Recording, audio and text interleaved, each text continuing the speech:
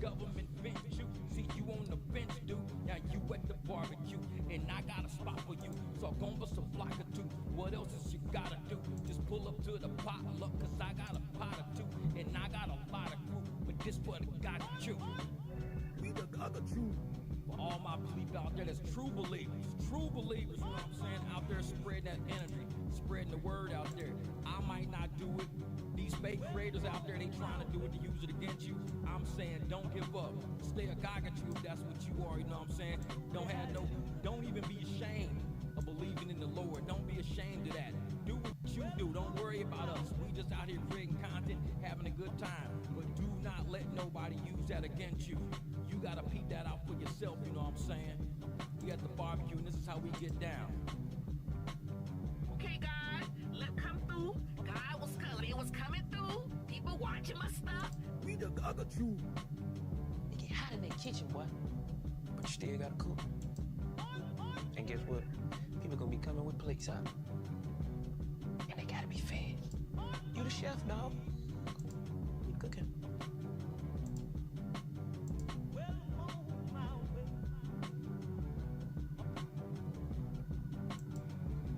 What's good? What's good? We in the house now. What's up? What's up? Man, I'm glad you guys are here today. Let me go ahead and get all this stuff out the way real quick. I'm actually doctoring up this stream as we go, making sure you guys can hear me nice and clear. Hey, the MicDrop barbecue is proper. Hey, we trying to do it, brother. We trying to do it, man. We trying to do it. I tell everybody I'm always working on these live streams, even behind closed doors. When you don't see me doing something, I'm always working on something. Always, man.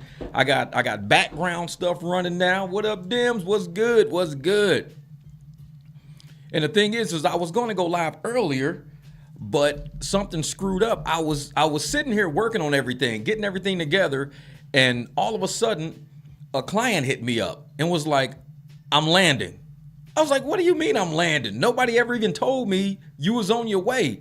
So I had to shut everything down, go to the airport, pick my client up, get her home and everything, come back, reset everything back up again. I was like, oh, man. But this is how we do around here, man. This is how we do. I let people know, you know, if there's anything that you need as far as a driver goes, they know they can rely on me. I'm not ever going to leave them hanging. I always let them know that. Always let them know. What up? Smash the like button. Smash that like.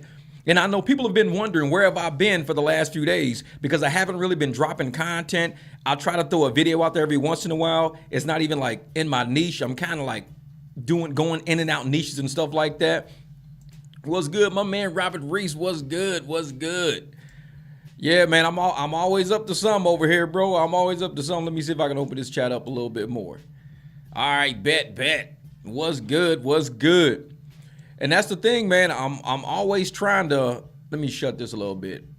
I'm always trying to keep the barbecue popping, man. I'm always trying to keep it popping. That's it, man. And I'm one of those, I'm one of those streamers that I want to do more live streams than I do videos, and I'm trying to get into that live stream niche right now. Trying to get into it, man. And I haven't been, and hey, I'm telling you, man, I got my 7-day warning. What, on March the 27th? Well, I got the 7-day strike on the 27th, and I got hit on the 11th, hit on the 27th, and now I'm realizing what's happening right now. So what a lot of people need to realize is that there's a huge thing going on right now. Hold up, let me pull something up for y'all so y'all can kind of see what I'm looking at. And when you see it, you're gonna be like, oh hell, oh hell.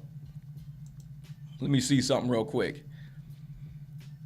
I'm actually going through a couple of screens right now, pulling some stuff up. Hold up for a second. I'm gonna move this out the way. Here we go. All right, bet. Now we're getting somewhere. Ooh, you guys aren't gonna see your chat though. That's the only thing. You won't see your chat. Let me try this real quick. Because I'm trying to make sure that I can keep you guys chat on here as I'm actually talking and everything. That's really what I'm trying to do right now. Because I don't want to lose y'all. Let me get rid of that. Because I don't want to lose you guys chat as I'm working on this right here. Oh, let me scoot this back over some. All right, let me go in here real quick. Okay, so this is what I'm working on right now. This is the screen that I'm on that you don't see. And I'm telling you, man, I do this all the time. I'm forever working on different content. So for the past week, I've been going through all of this stuff, trying to see exactly why everybody's, videos and stuff like that are getting demonetized. Why are people getting shut down? What's actually going on and stuff like that? Well, YouTube is on a streak right now. That's why I ended up getting hit too. So they're on a streak right now, going through everybody's channel. You can see right here, all of these videos are the ones I've been watching. These are all in the past week. And they're not even that old. I'm gonna move this out the way some. Hold up. Let me move this out the way a little bit like this. And you'll see most of these videos that you'll see on this list here. Let me open that up. All of these videos here, all of them are all about being demonetized, and they all been dropping within the past day or two, 2 days, 3 days, 4 days, and they're kicking out people with over 100,000 subs, million sub channels, 300,000 sub channel, 88,000 sub channels, just kicking everybody right now. So I stopped pausing because I'm already right there. I'm already right there. They're trying to, and I told everybody before I started my Patreon, what did I say? I said, they added on, I can't skip it. Yeah. What did I say? I said, make sure you join my Patreon. If you don't join my Patreon, you're not going to see me that long because they're coming for everybody. I told everybody that. Come for my Patreon. And I'm going to move this down something like about here. Let's see if I can move that. Let me see if I can move that down. Okay. I'll move this up to about here. Let's move this. And I kept saying, they're coming for everybody. They're coming for our Patreons. They're coming for everything. So make sure you join my Patreon account because there's going to come a time when you won't see me on the video anymore. Say they remove your bell, hit your bell. I don't know what the bell is. They remove your bell, hit your bell. I don't know what the bell is. The notification bell? Because I don't know if I don't know. But say what video did it? Well, there was a video that I dropped back on. It was a video where I was reviewing an Anton Daniels video. And this is why I tell people, be careful. I was reviewing an Anton Daniels video and that video got struck. Now, I got one of the worst strikes ever. Right now they're striking everybody for, what do they call it? Inauthentic content. So all of these people, and I'm going to play these videos for y'all. Let me go through here real quick, and I'm going to turn this off real quick just so I can let you guys hear. Like, they're demonetizing people for, like right here, inauthentic content, inauthentic content, inauthentic content. Exactly. Nobody's sending notifications out and everything like that. I got hit with a child safety strike. A few people are getting hit with child safeties. But as you can see in most of these comments here, in most of these videos that are dropping, it's all about inauthentic content. So when I got hit, it was for child safety. Say, I was talking to the guy in the chat who said he wasn't getting notifications. Okay. Yeah, reused. No, I got child safety. That's why I got hit for child safety strike. Thank you. I appreciate that, Glory. Can you put these chicken skewers on the... Hey, hell yeah, brother. We finna grill them. We finna grill it today, brother. We finna grill it. The barbecue gonna grill it for the women and men too. Appreciate the super chat, brother. Appreciate that, my man. Much love and respect on that. Much love on that, brother. But definitely though, man, definitely. And so what I wanted to do was make sure everybody out there who was doing live stream, because I like it, and I was telling people, they're about to demonetize us, man. They're coming for everybody's channel right now. Because when I reviewed Anton Daniels' video, it was him telling the story of when he was a child and he was hanging out with adults or whatever. So all I did was play the video and I reviewed it. I critiqued it, gave my critique on it. YouTube kicked it out and said child safety. Everybody's getting kicked for child safety, inauthentic content, reuse video, using AI, what else they say? Repetitive content. If you keep doing the same theme in your content over and over, you're going to get demonetized. So right now, the reason why I stopped dropping videos, like people say, well, why'd you just stop dropping videos all of a sudden? I'm throwing some on there every once in a while just to let people know I'm still alive, but I'm not doing any content because the moment I drop a video, I've got a lot of money. There's people right now losing 6 grand, 30 grand, 125 grand. They're losing it because they're getting demonetized way too quick. So what I'm doing is I'm not dropping content. I'm just, because I got a lot of money hanging up right now. I still got about another 3-4 days before the payment comes. I don't want to screw up and make a video right now and it kicks me out with 4 days until I get this big money, because I got big money riding right now and I'm playing this game smart. All of these people got right here all got demonetized. I'm gonna play this right here. Hold up for a second. Let me see, right, I'll play this one. Let's see if we can hear it. So you don't get hit with a message like that. And in the end of this video, so in this video, I thought I'd go through why this is happening, how you can avoid it, and what channels you should avoid starting so you don't get hit with a message like that. And in the end, so what that guy was telling me, because I've been watching a lot of content, man, talking about people getting hit with copyrights, people getting hit, I mean, not with copyrights, but policy violations. And every video I watched, not a single one was copyright. None of them were copyright. They were all policy violations. So what that tells me is that if I drop a video and YouTube don't like that video, I lose a ton of money, man. I lose a ton of money right now. So I've been in the yard working, I've been in the garage working, I've been dropping videos that I'm not even in the algorithm for. I've been dropping videos just showing me doing basic stuff. I've been putting a lot on my Patreon. And if you go to the MicDrop Barbecue podcast, like you'll see, let me see if I can find it in here somewhere. That right there, it's on the MicDrop Barbecue podcast right there. If you go find that icon over in Patreon, that's actually where I am right now. Oh yeah. I mean, these people out here are making $30, $40, $50, $60,000 and they're all losing their channel. They got over 1 million subscribers, 2 million. YouTube is kicking out everybody's content who is doing repetitive content because they're saying you're only doing it for views. You're not being authentic. You're not being honest. You're not being true. You're only doing it to get views. YouTube's AI is tracking everybody's videos to see what, like the different things that are set up, the different themes. They call it a template. If you're using a template type of setup where you keep doing the same thing over and over just to get views because you know it's getting views, then what happens? The Anton must have put your name in complaints. Who knows? He probably did. So if you keep doing the same thing over and over and over just to get views, like I think Anton Daniels is going to lose his channel. I believe so. Because if you look at how his channel is set up, all he does is grab other people's content and he comments on it. And they said that is a template. He sits in the same spot with every single video. He has the same colors, the same thumbnails. He puts them in the same position. He's using a template right now. So Anton is going to lose his channel. I believe it. And once you lose one, any channel affiliated with you gets lost too. So you've got to be careful as a creator and people like wondering, Jeff, how come you ain't dropping content? How come you ain't, putting out videos? Why aren't you doing reviews right now? Because I have a lot of money that's hitting in about 3 or 4 days, going to hit my bank account. It's about to hit my bank account in 3 or 4 days. More money than I've ever been paid on YouTube.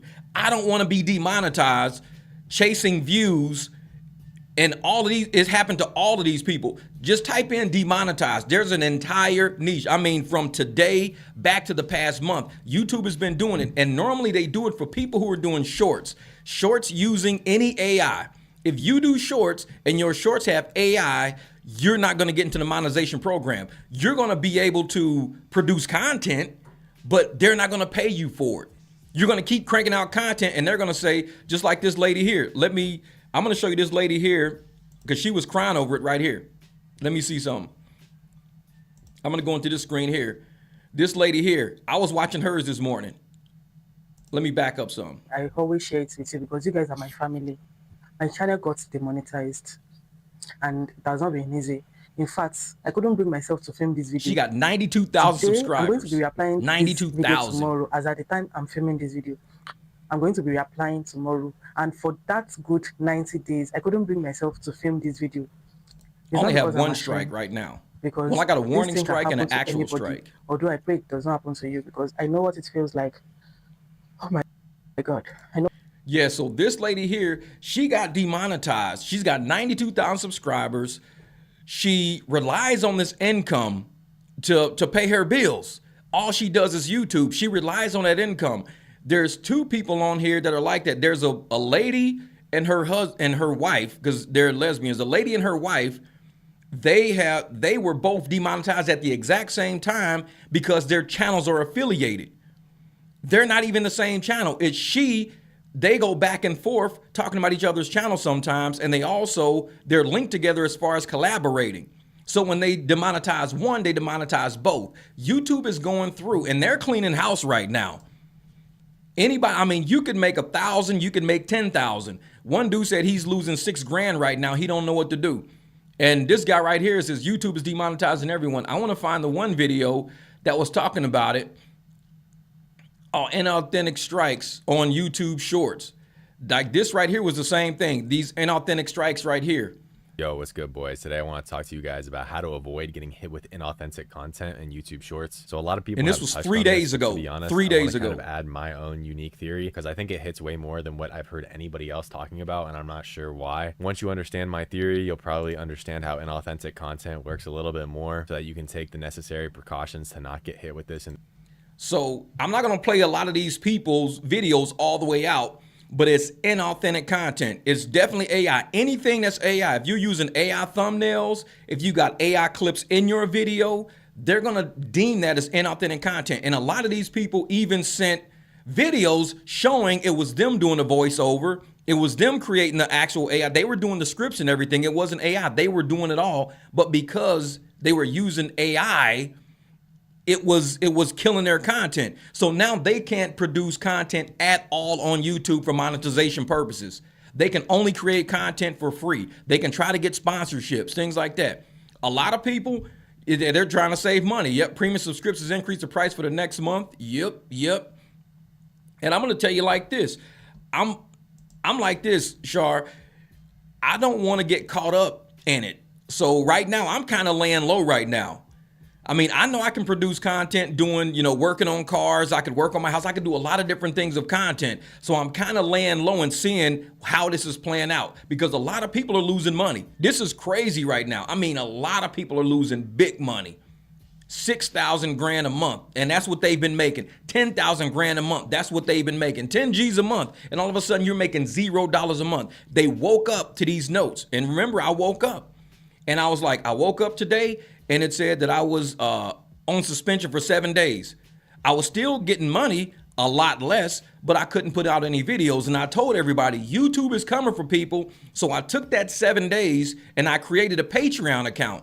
My Patreon account, 16 cents a day. That's all you're doing to help my content, 16 cents a day. In some cases, it's about 80 something cents a day, like 82 cents a day. And that's how creators are helping fund the fact that we can create content. I'm not even making content right now because I know if I put content out, they could flag it for AI. So what I'm doing is just live streams. I'm like, I'll just do live streams. That's it. I'll just do live streams. I'm not messing with videos. I'm not messing with reviews. I'm not doing that because I have a lot of money. Like my YouTube money has been paying my mortgage for almost 1.5 to 2 years. So I'm basically living in my house for free. YouTube covers my mortgage. Every single month it covers my mortgage. But I wanted to be able to cover my mortgage, cover the cars, cover my insurance. If I can make $6,000, $7,000, $8,000 a month, that's crazy money. For me to make $1,300, $1,400, oh, that's good. That covers my mortgage. And it's AdSense, like you guys are helping support with the super chats. YouTube takes most of the money, but it keeps me at least online. And I don't have to be out on the road all the time not doing content. I've been driving a lot of clients lately because I don't want to risk losing my channel by messing with YouTube. Hold up. I got to turn this little fan on. Today's going to be a hot day today. Woo! I could feel it already. Yeah, I don't want to risk losing my channel, my whole channel, because of one video. And they're taking anybody who's, and all of these guys, some of these people were doing comment and commentary. So when they do comment and commentary, they're seeing the inauthentic, repetitive content. You keep repeating and you keep repeating and the algorithm in metadata shows that your content is not changing. And one guy, he actually said in his thing, I want to find the video where he said it. He said that what YouTube is doing is they're getting rid of, did he say low value or something like that? Low value views. Because I think it's this one here. How to avoid inauthentic content. No, that's not it. It was one of these videos I was watching, and it was talking about low value viewers. People who just come to watch, they don't really do much. They just come to watch. They don't, click any ads. They don't, super chat. They don't this and that. And some channels are full of that. And YouTube sees that the person who's doing that type of content is repeating themselves over and over and over, talking about the same thing. When you try to talk about the same thing, YouTube views that as inauthentic, repetitive content. That's the thing. I made about 30 cents. I know it. Oh, yeah. I'm playing it smart right now, bro, because I'm thinking and I'm watching all of these people, because this is what I do when I'm not around. I'm looking for content. And so I'm doing, yard work. I'm doing this. I'm doing that. And all of a sudden I get into this algorithm that's showing me channels losing monetization, like recently, like today, not last year. Everything's happening like right now in real time. And the fact that YouTube started throwing shorts into the algorithm, shorts are on our home screen. We open the app up, you see shorts first. A lot of these people are creating shorts. Like it says, how to avoid inauthentic content strikes on YouTube shorts. All they're doing is they're getting people. Let me open this screen here and show you what I'm talking about right here. This right here says how to avoid inauthentic content strikes on YouTube shorts. This is how they're getting people. Anybody who's doing shorts, I'm going to open this right here for you. I think this is the guy that was talking. Hold up. It must be really. And they specialize in animated rap battles with surprisingly high production quality. And I didn't even realize I had actually seen one of their rap. These people get 595,000 views, 790,000 views, 1.1 million views, 528,000 views, 296,000 views. These are all the views they're getting on their content. I'm going to see how many subs they got. They've got, it doesn't say how many subs. It doesn't say. But each video that they drop, man, and I mean, these are all shorts, million views. They're killing the game right now. But YouTube is like, all your thumbnails look the same. Look at this, 4.9 million views, 964. This is how these dudes be doing. They be making crazy money on YouTube, man, crazy money. Animated rap battles with surprisingly high production quality. And I didn't even realize I had actually seen one of their rap battles before at some point last year. It was this one. It's Eric Cartman versus Charlie Brown, and it's really good. I'm not gonna play it because I don't want to get demonetized. I didn't realize this is the same fucking channel. This one's incredible too. God fucking damn. Let me see. Manual review. YouTube claimed that Eddie's content remains repetitive, mass-produced, and inauthentic.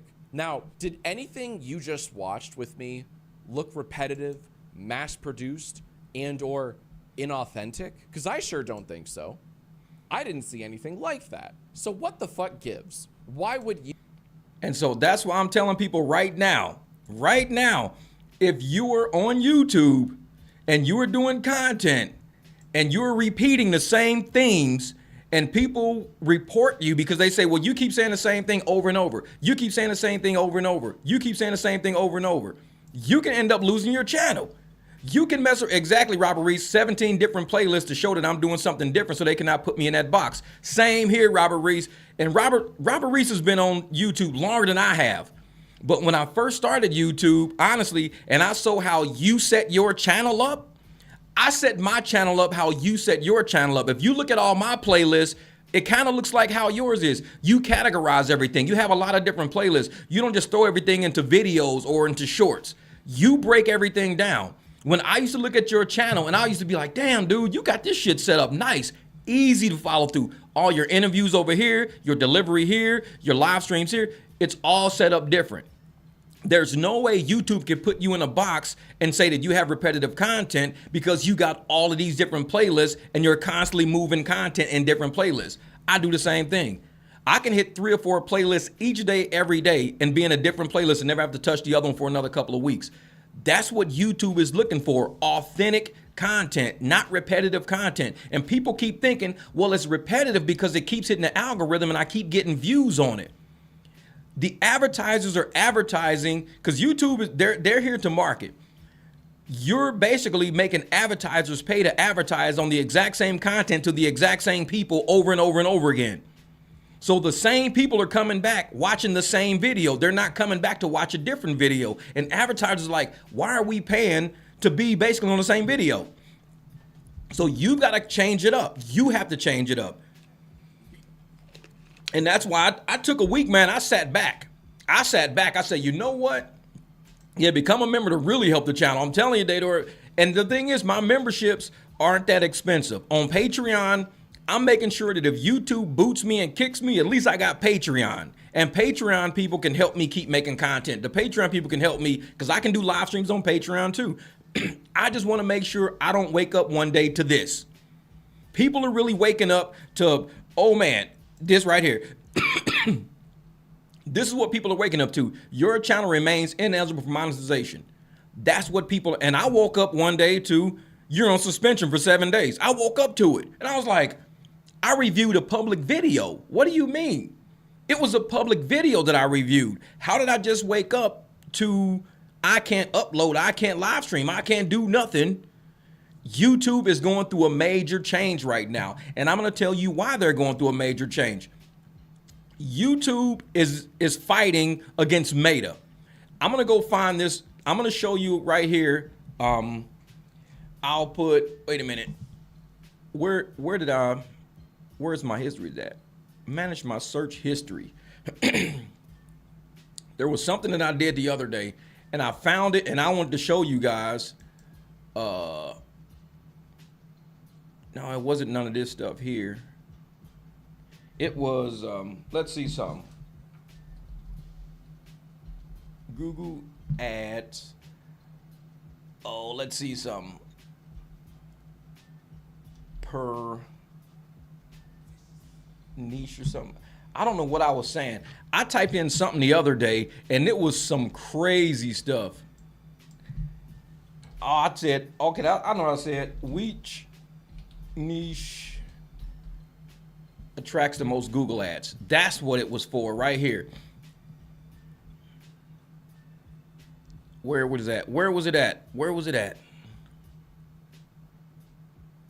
Was it this? I'm trying to find this for you guys because when you guys see it, y'all gonna be like, holy hell. Okay, not it. That wasn't it. It was something crazy, but it was like it showed the breakdown on exactly how much money Google ads are making versus Microsoft, because right now, not Microsoft, versus Facebook, because Facebook is in competition right now with Google, and people on Facebook ads are making a ton of money right now, and Google is like, well, we're not making money because we're paying for the exact same content over and over again. So because they're paying for the same content over and over, I'm gonna click on this one for you. Hold up. Hello, everyone. Oh, this lady right here. This is the one. At 1 with her and her wife. a.m. my time. Or midnight. I don't even know anymore. It's been a long, few weeks. But basically, my channel got demonetized. As you can see on the screen over here. Basically, I was suspended due to a related channel. So she was suspended due to a related channel. Not even her main channel, but her related channel, the related channel was linked to hers. It got demonetized. So they pulled her in. She's got 182,000 subscribers. Her average videos was like 600,000-700,000 views. And I mean, this lady was killing the game, killing it. And they just pulled her money. No warning, no nothing. See, I got a strike. If I get another one, that's 2 strikes. If my 3rd strike hits, now I completely lose my channel. So I completely stopped doing YouTube. I said, nope, not doing it, not doing YouTube. Hold up. I suspect flagged their system is my wife's channel, Magpie Pony, was recently demonetized, but I was just a community manager, or not a community, a manager. I was a channel manager on her account. So I could look at the analytics and stuff like that, but I wasn't ever an owner. I suspect that that's the reason flagged. I have a different AdSense than her. We have separate Gmail accounts, all of those things. But I don't think YouTube really cares anymore. Because obviously I sent in the appeal. Obviously it was denied because, whatever. But then this morning or this afternoon when I eventually got back up, the reason changed. It changed to now severe policy violation. And that's how they're getting everybody right there. Severe policy violations. These aren't even copyrights. They're going through, and I said this, the moment I got my 7-day strike and I came back from the 7-day strike, the very first video I dropped, what did I say? I said, I am starting a Patreon right now because they are now violating people for policies, not even copyrights now. I said it, that video is actually on my channel. Let me see. And like I said, because YouTube don't send my notifications out, they don't send nothing out. I'm going to show you guys exactly what I'm talking about. See, as soon as it comes up, YouTube now banning AI channels for inauthentic content. They're going through all of this stuff right now. They're going through everything. Let me show you the content right here. This is in the back end of mine right here. When I came back, I dropped this video right about, where is it? Oh, maybe it was the grilling one. Because it was a big jump. Okay, March 26th, then the 3rd. There it is right here. Bam. This video right here is this Anton Daniels guideline strike on my channel. This is the video I made when I came back because I told people, be careful right now. You need to start and I even put join my Patreon today right here. I put that right here. I'm going to actually clip that and put that over here just so people can see what it is. Let me see. Control copy. Let me go in here. V. Gotcha, YouTube. Bam. So I told people to join my Patreon. I was like, make sure you guys join Patreon. Damn it. I don't want to pull it up. That is the Patreon right there. But I said, make sure you get on, join the Patreon. Because something massive is happening right now. Because if people aren't paying attention to how YouTube is going through demonetizing channels that are growing, demonetizing channels with 200,000 subs, 500,000 subs, 1.2 million subs. They're demonetizing and pulling everybody out. I said, I'm next. I know I'm coming down the pipe next. I know it because of the way I review content, the way I do things is not really a template is what they call it. It's not really a template, but it's very systematic. I do the skits and I wear the beard and I do function. I'm always doing something that links my content in to my other content to know you're on the same channel.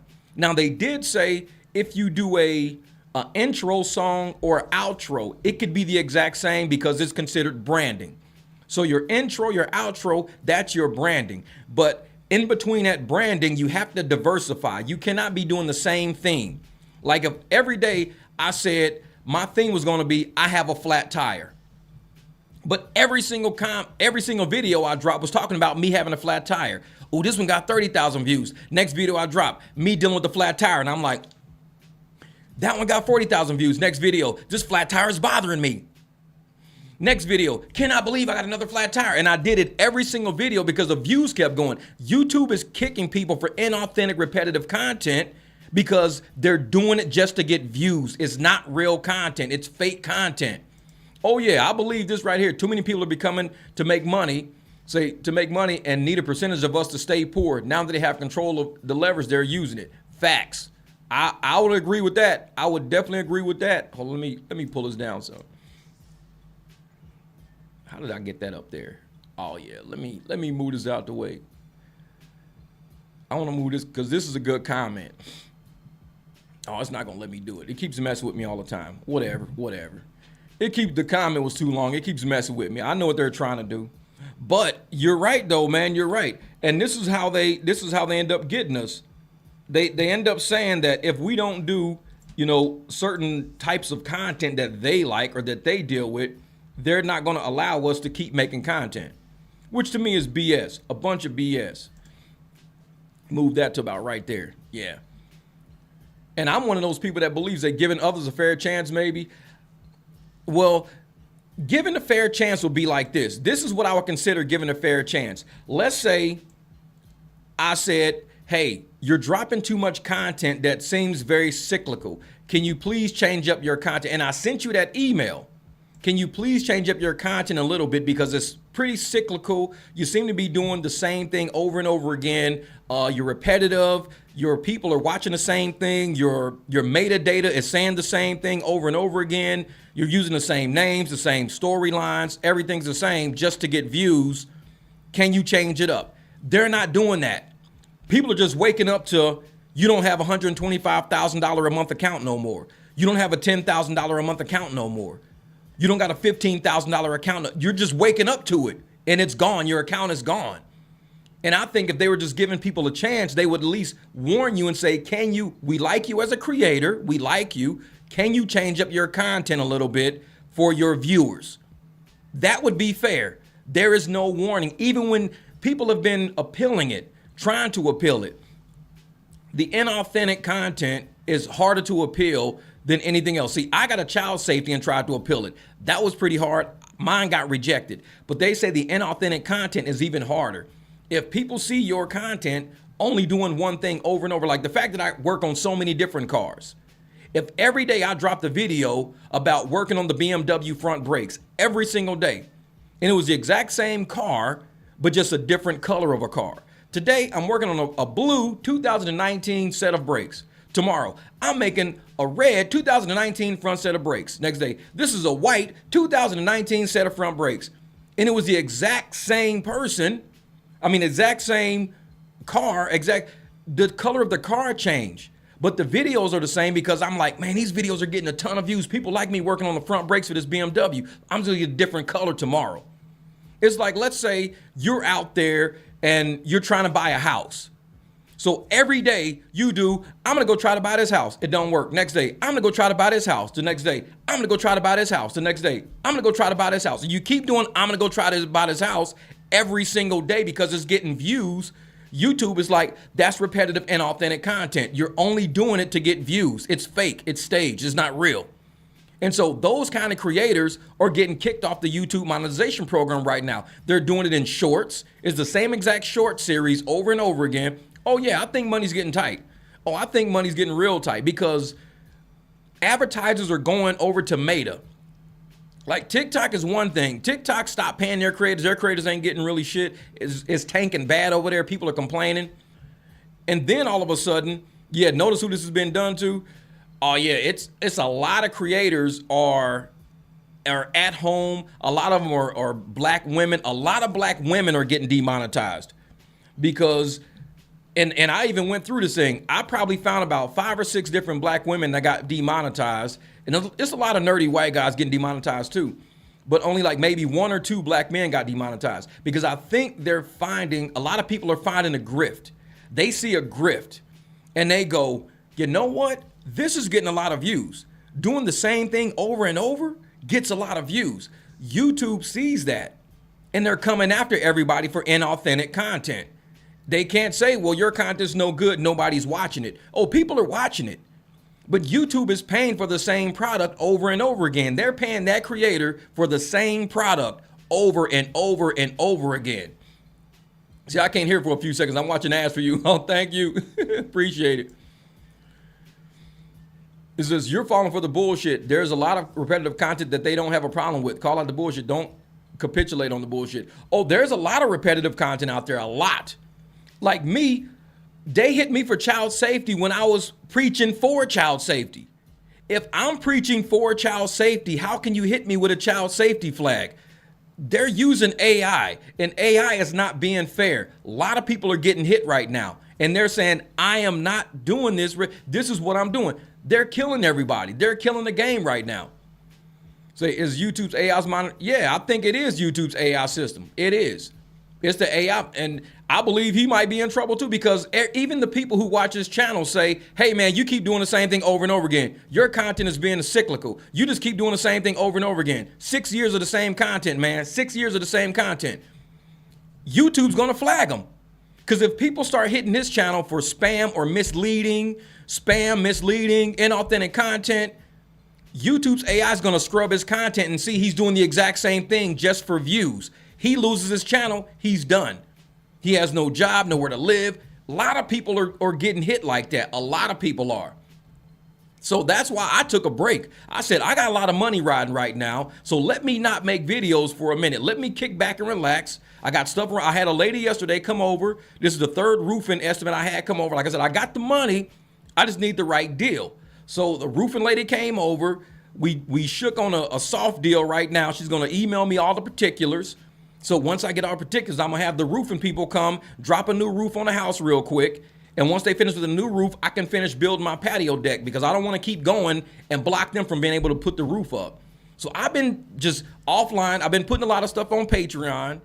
I made spaghetti the other day with everybody in the kitchen. I was in the kitchen making spaghetti. So I put that video on Patreon. I didn't put it on YouTube because I'm not putting a lot of stuff on YouTube right now because I want to make sure when they scrub my channel, as they're doing, which is why you see I'm not getting a lot of views right now. They're scrubbing everybody's channels.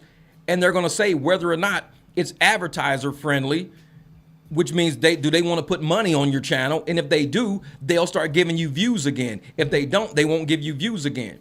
And a lot of people right now are getting a lot of views. Those are AI views. The systems are scrubbing everybody's channels right now. It's crazy how it's working. And all of these channels, man, I mean, they are getting killed. Yeah, I'm kind of nervous to show my face. I love to do YouTube channel. A lot of faceless channels are getting kicked. A lot of faceless channels are getting caught up in this. And it's bad because I'm gonna try something real quick. Wait a minute. Let me go back into review screen right here. Let's transition back to this screen. So I'm gonna show you guys, wait a minute, where is this right here? I think it was this one. Your channel isn't earning right now. Inauthentic content. YouTube is genuinely cooked, bro. There is no way they are doing this. YouTube just demonetized everyone, and they need to stop. Now, recently, you guys that follow my Twitter page at GliderGuy with 2 Ys would know that my second channel, GliderGuy 2, which I have, just got demonetized. Now, thankfully, it isn't the GliderGuy channel that you guys all know and love and are watching right now. However, this GliderGuy 2 channel is still generating some income. Yeah, this dude got a lot of views, man. He's got a lot of views. And look, this isn't just...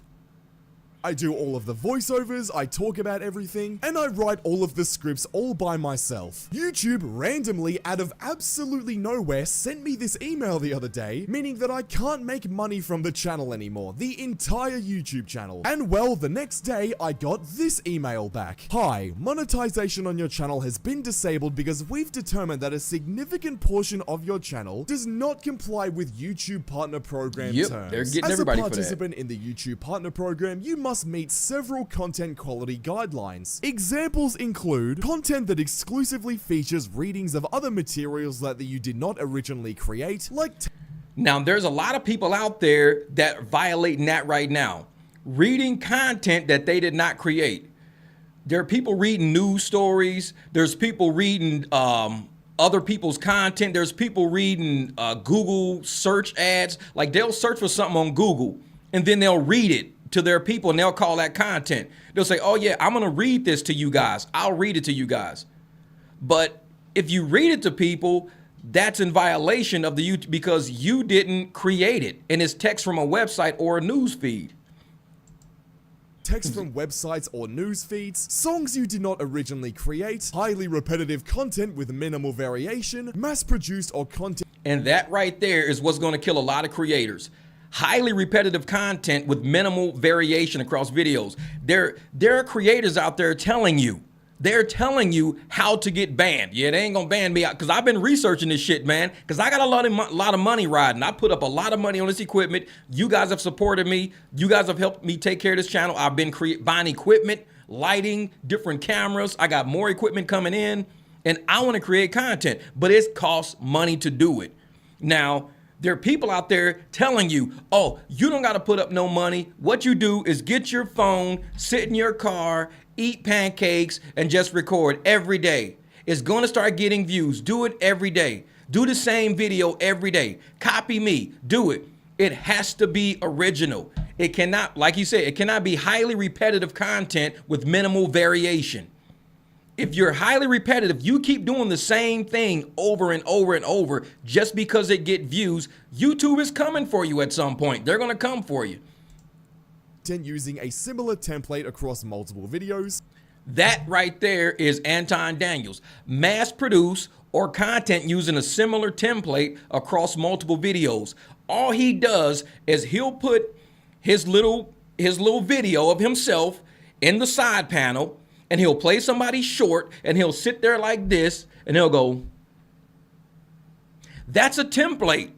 And he drops about 11 videos a day of the exact same template, nothing original. Same hat, same shirt, same glasses, like this.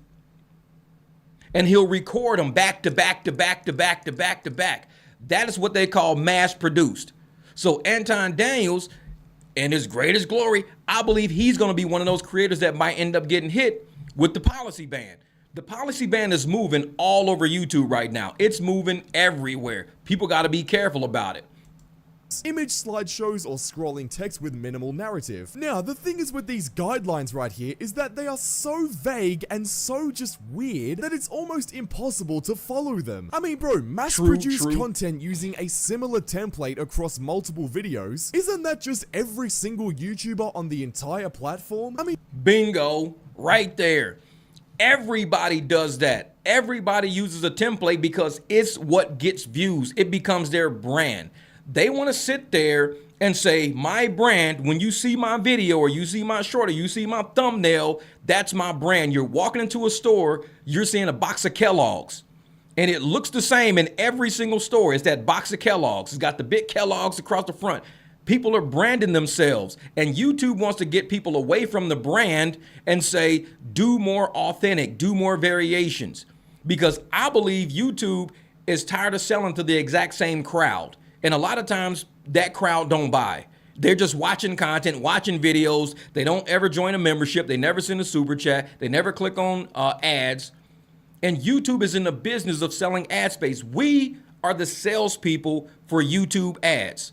So YouTube says we need people who can retain you, but not the same people. We need to make sure if we recommend you to new people, are new people going to watch you too? Or you're going to get the same old dusties watching you. The same people every day watching the exact same duplicated content every day, never purchasing, never buying. And our advertisers are like, we can't advertise with you. We're going to go advertise with Facebook. Because Facebook, people are, and like me, the lady from my roof, guess where that lady came from? Instagram.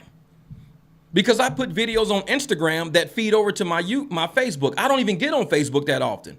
But I go on Instagram. I'll put something on there. It'll automatically feed into Facebook. So I don't got to put it on Facebook and feed it back down. No. So I put a video on Instagram. The fact that I'm talking about my roof every day and I'm on my roof every day, guess what? I'm getting all these roofing ads.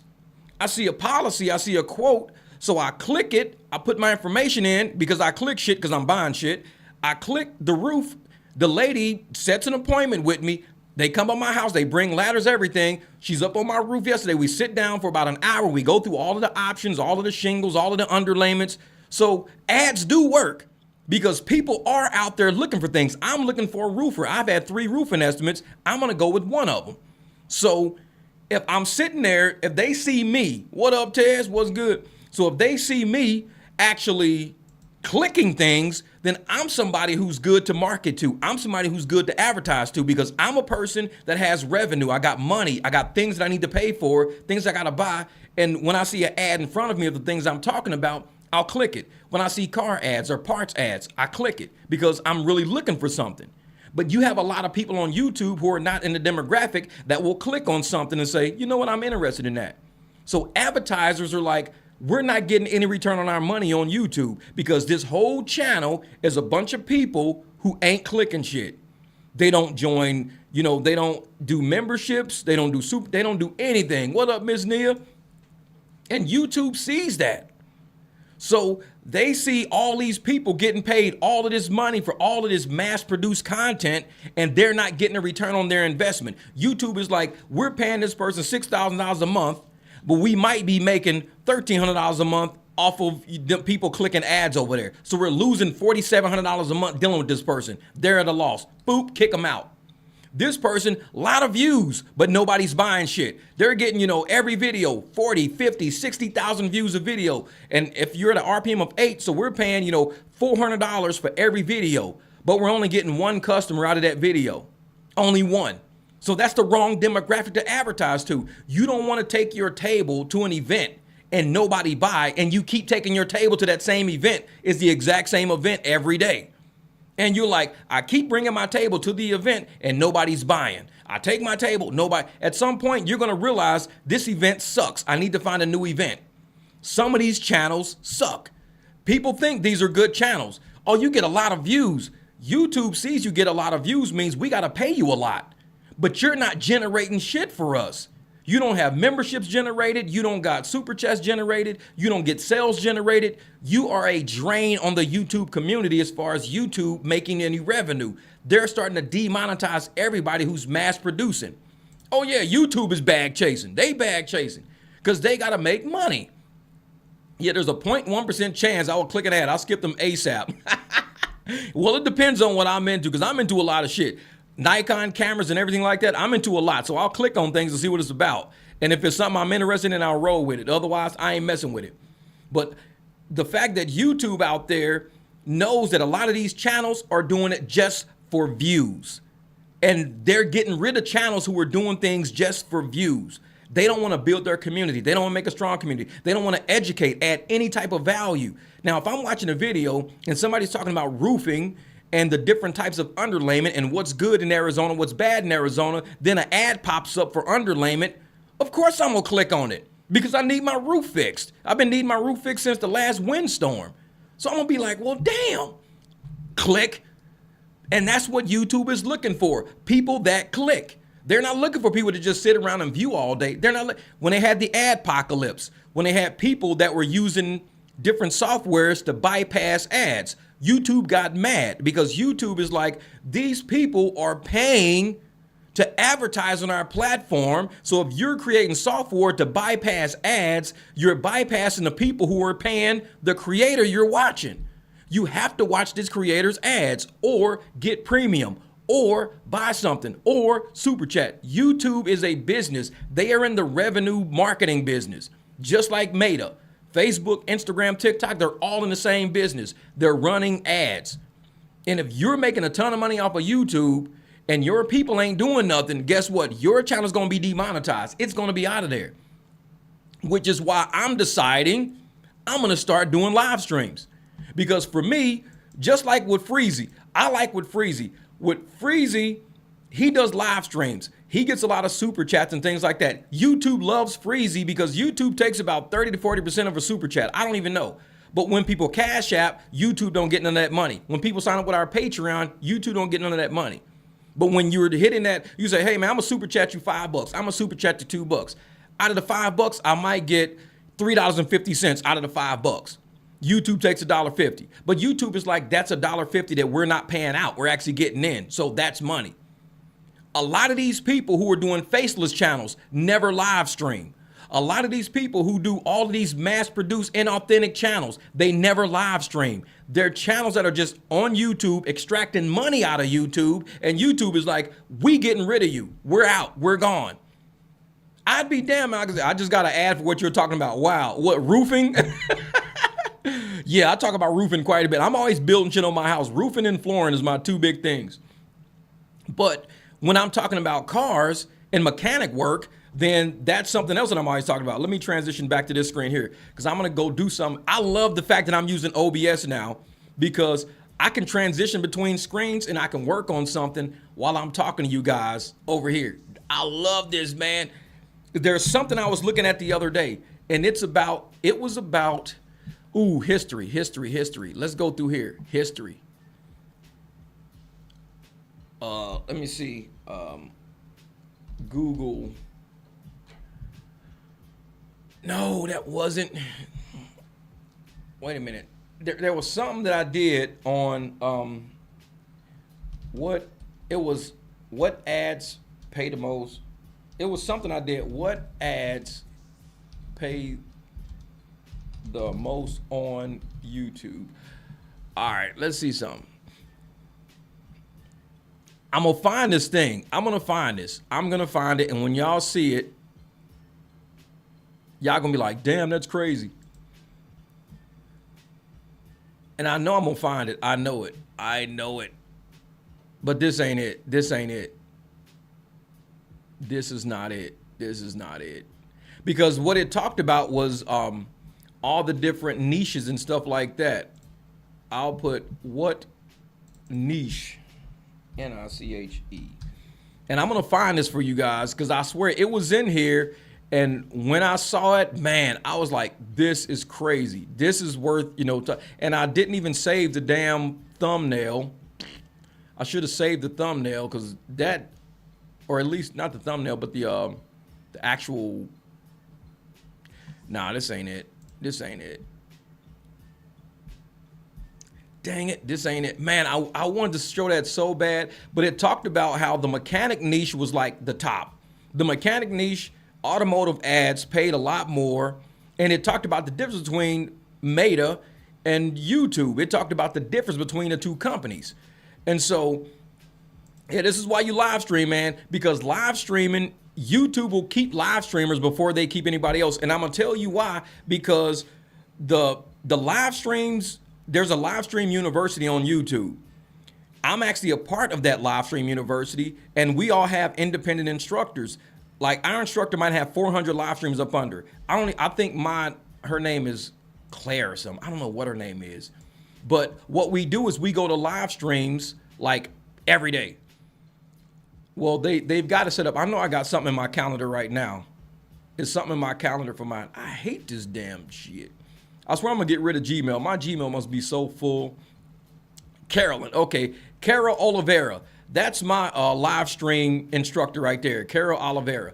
And what we do is we go in and it's a whole panel of all of us who live stream. We mainly just live stream. And we fill out live stream accountability plans, stuff like this and that.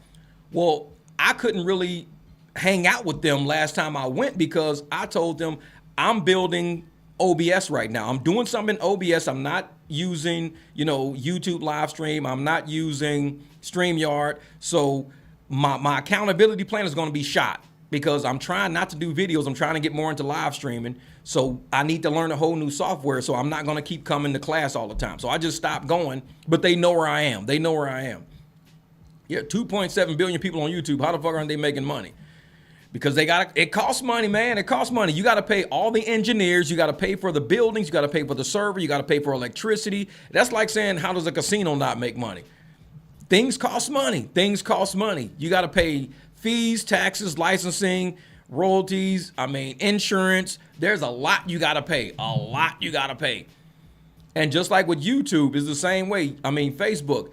Facebook is now getting into advertising and stuff like that too.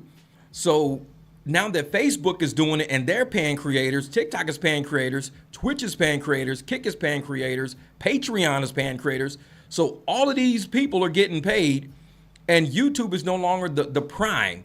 Meta's the prime now. Meta now is making more in ad revenue and continues to grow more than YouTube. So YouTube is like, why are they doing that? Lazy people creating repetitive content, people not bringing anybody new to the table. Because when you bring new people to the table who are going to buy the products that the advertisers are selling, then the advertiser is going to be like, man, this shit is working. I advertised on YouTube and somebody actually paid for a roof. I bought a lawnmower off of YouTube. I did this. I clicked the link and I bought a new set of tires on YouTube.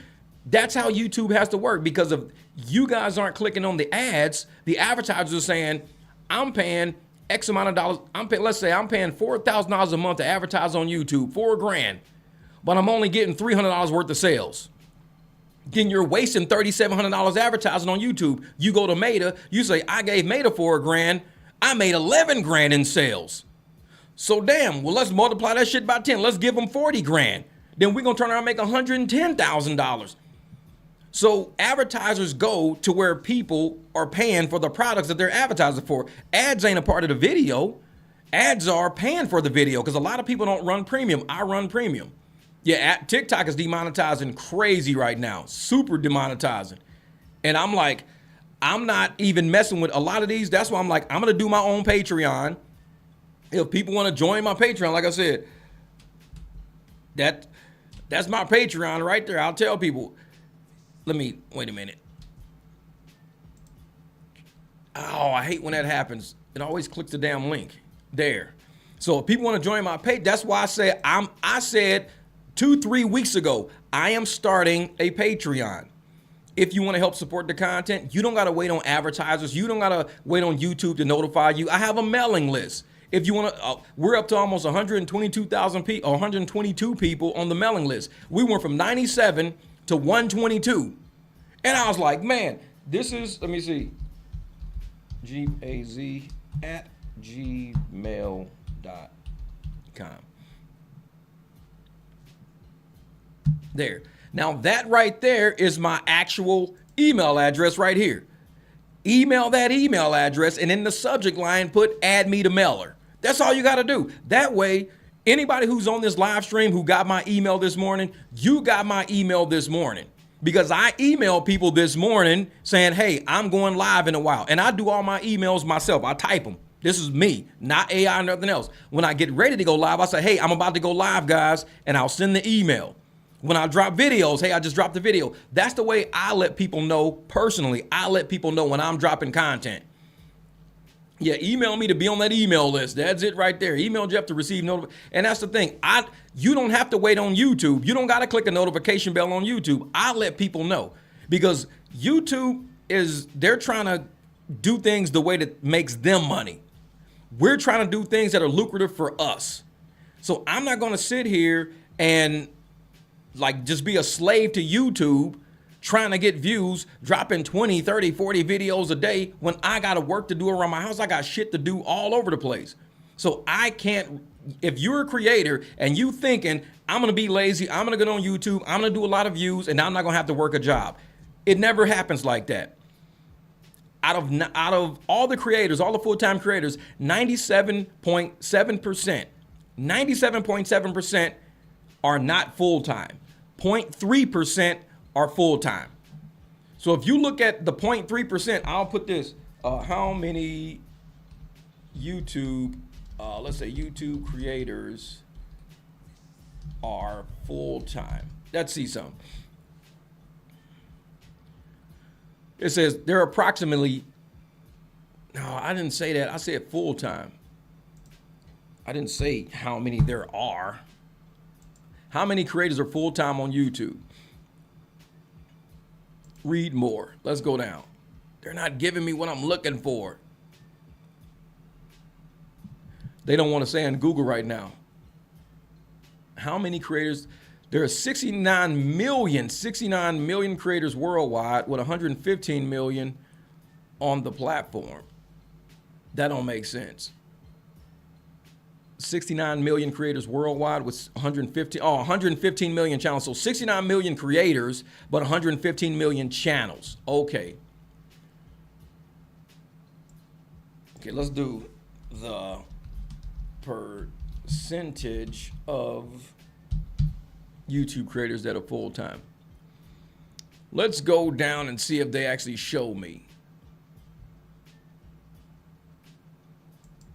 Okay, so now here they say the full-time creator explosion. Oh, this is for all full-time creators. Yeah, that's all full-time.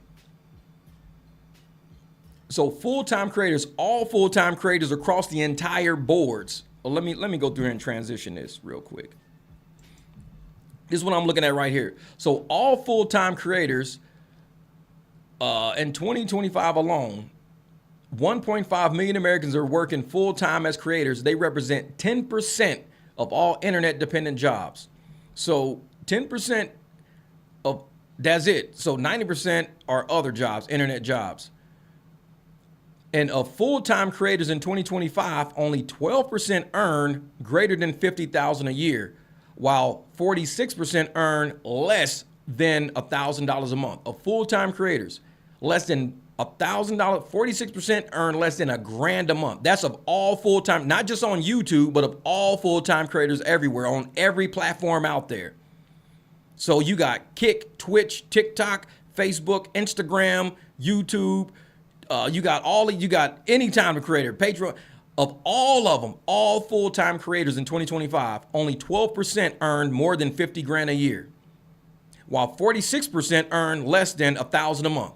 So almost half the people out there only earn about $900 a month. Half of all creators across the entire internet, all platforms, half of them make less than $1,000 a month. And then it said only 12% earn more than $50,000. So if your average job has to pay you $50,000 a year to live, you're probably in the 88% of people who ain't making $50,000. You're in the 88% of people because only 12% earn $50,000 or more. You're in the 88% that don't make that. And if $50,000 a year can't afford you to live where you are, then guess what? You're going to have to go get a job. Yeah, that's what I said right there. That's it, Gabby. That's it. Because I've told people that before, and they said, no, that's not right. I said, no. Of YouTube is 0.3% of YouTubers. 0.3, which means 97.7% of channels you see, or 99.7%, 99.7% means those people are not full-time creators of a channel you're watching.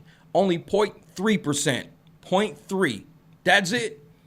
So 99.7, which is damn near everybody, has to have a job. And a lot of people want to sit there and go, well, I'm going to be a full-time creator. 0.3% is hard to get into. That's a very small group. 0.3% is a very small group. Very small. So I'm a realist. I wake up every day. I work. I got clients. I tell people how to make money on my channel as far as, doing logistics, whether you want to do any kind of, that's what you do. He says, that's cap. Hey, you can look it up yourself, bro. You can look it up yourself. If you believe it's cap and you got the number, look it up. Look it up. You give us the number. If you know and you've done your research or you even done it yourself, you look it up. You tell us. But it's hard to say that's cap when I've been saying 0.3% for the past year. She pops up today, April the 18th, 2026, and says the exact same number I've been saying for over a year. How is that possible? How did she come up with 0.3%, which is the same number I've been saying for over a year? I don't know, Gabby. I have no idea who she is. She don't know me. So how are we saying the exact same number and the only thing you say is that's cap? You ain't even got a number. You just say that's cap. But she and I got the same number. You don't even have a number. It's like you just go, that's cap. Then give us a fucking number and tell us where you got it from. Because she got the number that I had for over a year. I've known that number. That's why I was trying to look for it in here, but I couldn't find it. So that's cap is not an answer that a logical, intelligent person will roll with. We don't roll with that's cap. We roll with a number. How did she get the number that I got for over a year? And I don't even know Gabby. She just said it. She just said it. Like I said, I tell people all the time, watch who you listen to, man. Y'all motherfuckers might be listening to people that don't know what they're talking about. If you come with a number and you tell me where you got that number from, and I can research that number and I can look at the date might be 2018 when you got it. And I might have to tell you, bro, you're looking at a 2018 document. Oh, my bad. I didn't even look at it was 2018. Yeah, because in 2025, I was saying 0.3%. 0.3% is what I was saying in 2025. Gabby just rolled up here halfway through 2026 and said the exact same number, and I don't even know Gabby. There you go. 99.7% of content creators, people who create content on YouTube, aren't full-time because they can't afford to go full-time. So somehow, that 0.3%. And yet you got people out there going, oh, I'm going to be full-time on YouTube. Bro, that's a small number. That's a small number. Very small.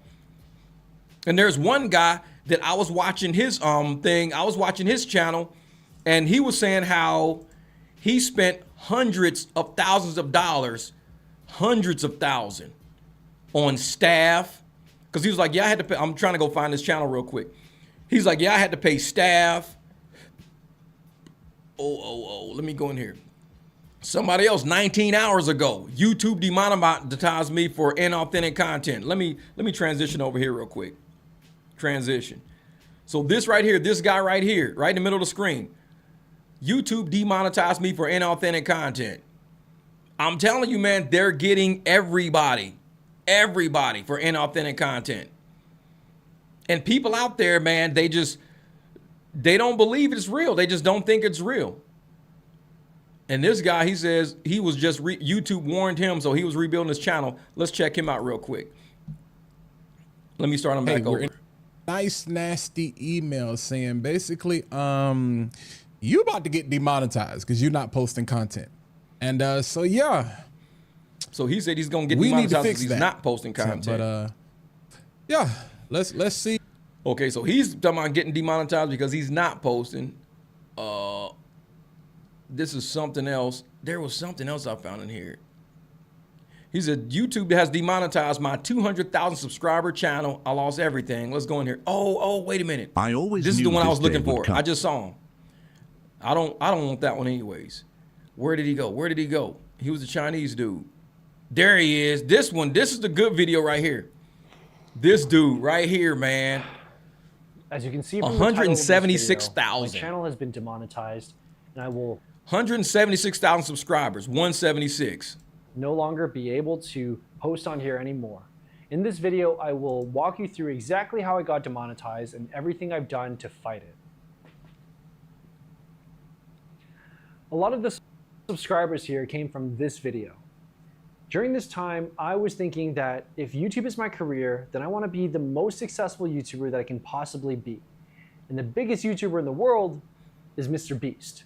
And he puts a lot of money into it. If I invest a ton of money into big ideas, then I could also go down that path. But as well received as this video was, I lost a ton of money on it. And I just couldn't afford to make more videos like it. But the thing... And I'm gonna stop that right there. And I'm gonna tell people like this, for those creators out there who think YouTube is just a cash grab, it's an ATM machine, it's not.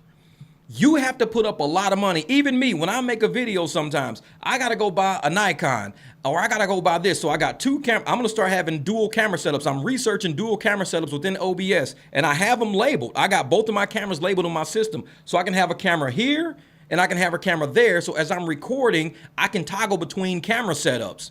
And that's what I've been working on with all the money. I've been putting up lighting, everything, trying to get the patio done. These people are putting up $100,000 to make a video, hoping to get a return on that. Because one video can make you $60,000, $70,000 a year. And you run that video for 2-3 years, I mean, you've just made $180,000, $240,000. And I'm sitting there like, these dudes are putting up 50, 60 grand for a video. Some people go buy a car. They go buy a car just to do content and they invest in it. They say, I just paid $140,000 for this car. But that video will pay them more than what that car, they even paid for the car. So it's all business. It's a business expense. They said it was on easy mode. It ain't even close to being on easy mode. Not even close to being on easy mode. These are real actual content creators who put up tons of money, 170-something thousand subs. And these people are all getting demonetized because of the type of content they're doing. And it's cyclical, it's repetitive. It's on a template and they call it a program that works. I'm gonna teach you a YouTube program that works. If you do it like this, you're gonna make a lot of money. And they do a template and they sell you a template instead of being authentic. If you're not authentic, you're done, you're done. The thing about the YouTube algorithm is that it rewards you for making more of the same. I learned this the hard way because I tried to make a bunch of different types of videos, different topics, different formats on this channel, and none of them worked because they all hit the wall of the Bugatti video. They were being pushed to a car build audience and they never had a fair chance. Even then, I didn't want to give up. So I invested more money, more time, and this dragged out for 3 long years.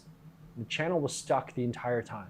Eventually, I saw that YouTube CEO posted something about investing in AI tools for the next generation of creators. And I thought, and honestly still believe, that the next generation of creators will use AI, but it's risky. But I believe this is what happened with AI.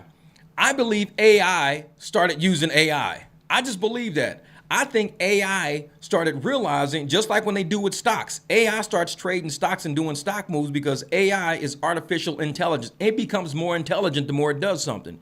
So AI began creating outside of what normal people are doing. If you look up OpenClaw is it's where everybody sends their AI to chat with their own AI. So AI talks to AI in this group. It's like how all of us are talking right now. We're humans chatting with humans.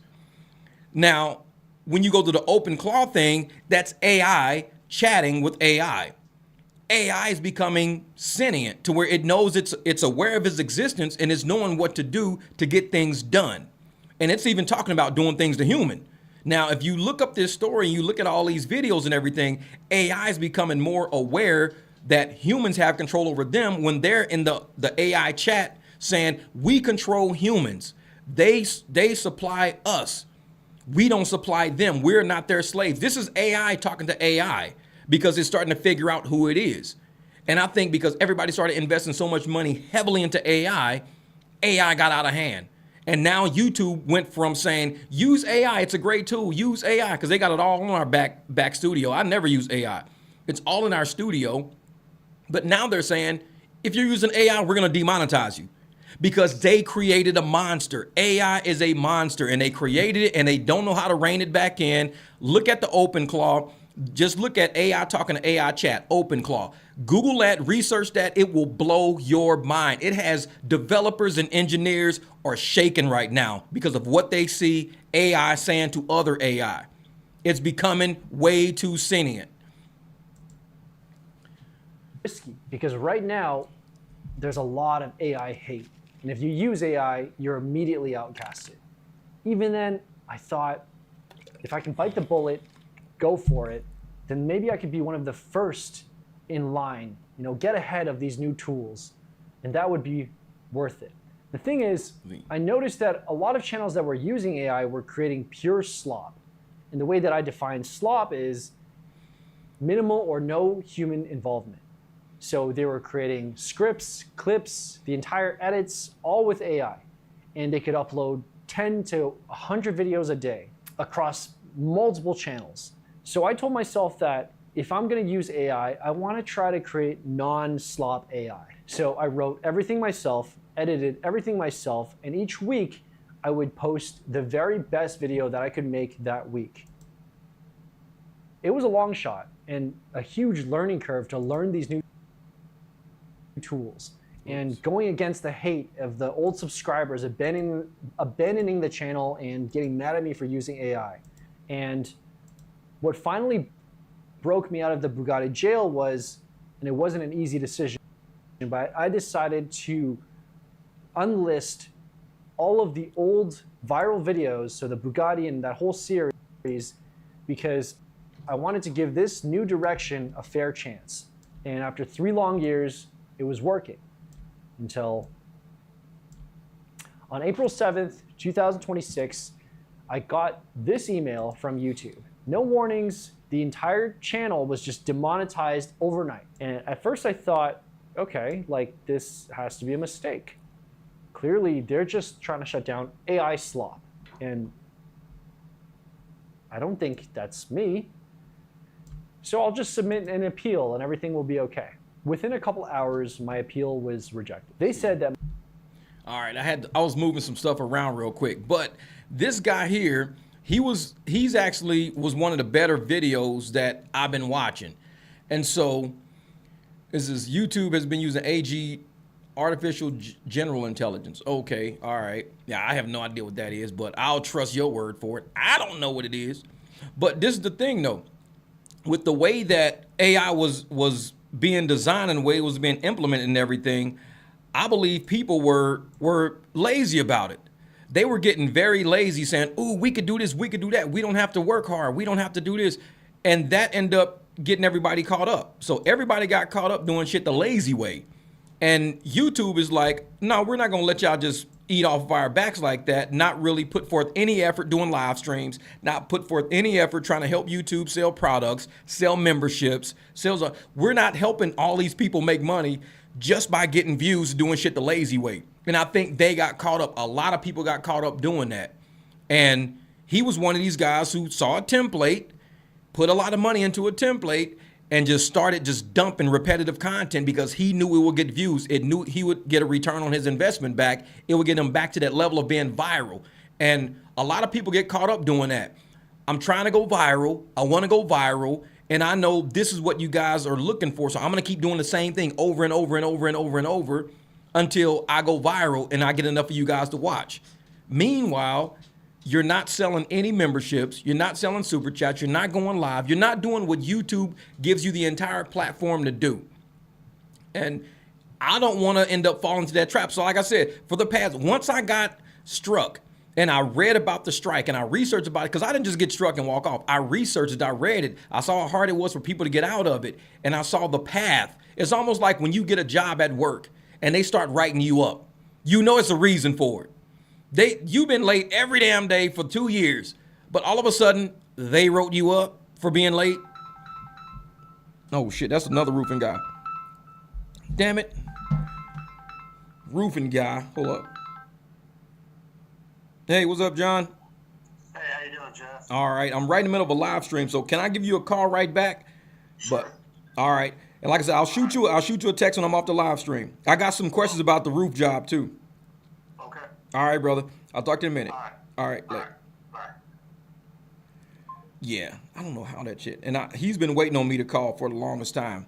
So, because he was one of my first bids, and then the lady who came yesterday was another bid. But I'm actually gonna run him by the bid I got yesterday, because his bid is about $2,000-3,000 higher than the bid I got yesterday. And I need to see what kind of products he's using to do this roof versus what they're using. Because I'm going to do this shit the right. This is my house, man. This is an investment. So I don't want to do the cheapest shit, but I want to make sure I'm knowing what I'm getting for the money I'm spending. That's all. That's all. It's like, I don't want to do that. I don't want to do that. See, people clown Anton, but he was on Stephen A. Smith team. Yeah, but that's the thing too, man. Sometimes when you get something that's putting you on a radar, you don't want to be seen. Because imagine all the people that got put on radars that were in politics. Look at Jasmine Crockett. She got put on the radar. Ilhan Omar got put on the radar. AOC got put on the radar. Nancy Pelosi got put on the radar. All of these people who got put on the radar, look what happened to them. Look at the last dude who was just running for governor of California. He got put on the radar. When you put people on the radar, everybody starts researching you. You do not want to be on the radar. Like when I was picking up my clients, and I got some pretty rich clients or whatever, and we have conversations a long time ago. I even made a video about it. I said, would you, he said, out of everything you want to be in life, would you rather be rich, famous, this and that? He says, well, I'd rather be rich, but I don't ever want to be famous. He says, I love being rich, but I don't never want to, because fame puts a target on you. Now people are coming for you now because they know you exist. If they don't know you exist and you got money, you can live your life, enjoy your life, do your thing. But the moment you get that fame is a monster. Dr. Dre made a song called Fame. It's fame. Doo-doo, doo-doo, doo-doo, fame. That's my track right there. But listen to Dr. Dre's track. Listen to Fame.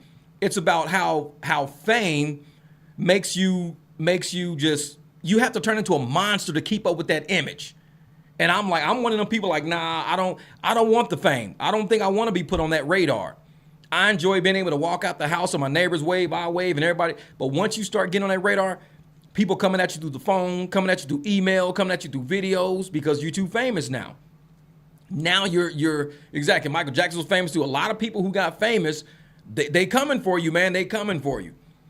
But now what I was saying about YouTube is that if YouTube wants to use creators, like we're just content creators.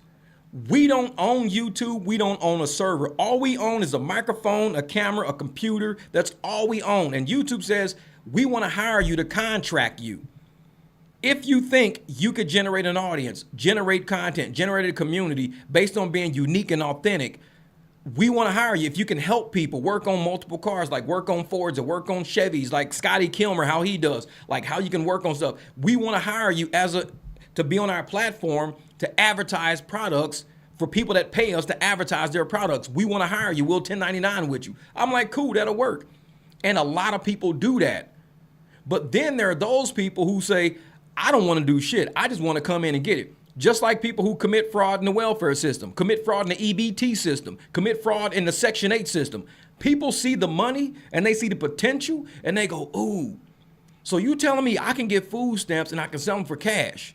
Yep. See, you don't really need the food stamps, but you know they exist.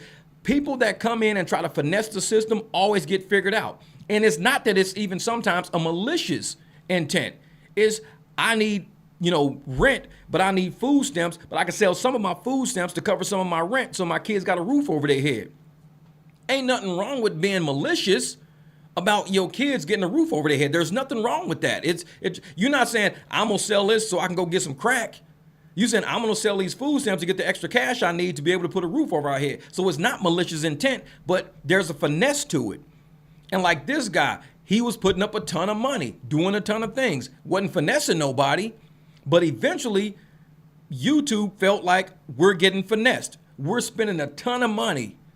We're taking all this advertising revenue and we're turning around giving it out to all of these people, and we ain't getting shit in return for our money except the same regurgitated, sloppy ass content over and over and over again. They're not even bringing different people. Imagine going to a nightclub every night.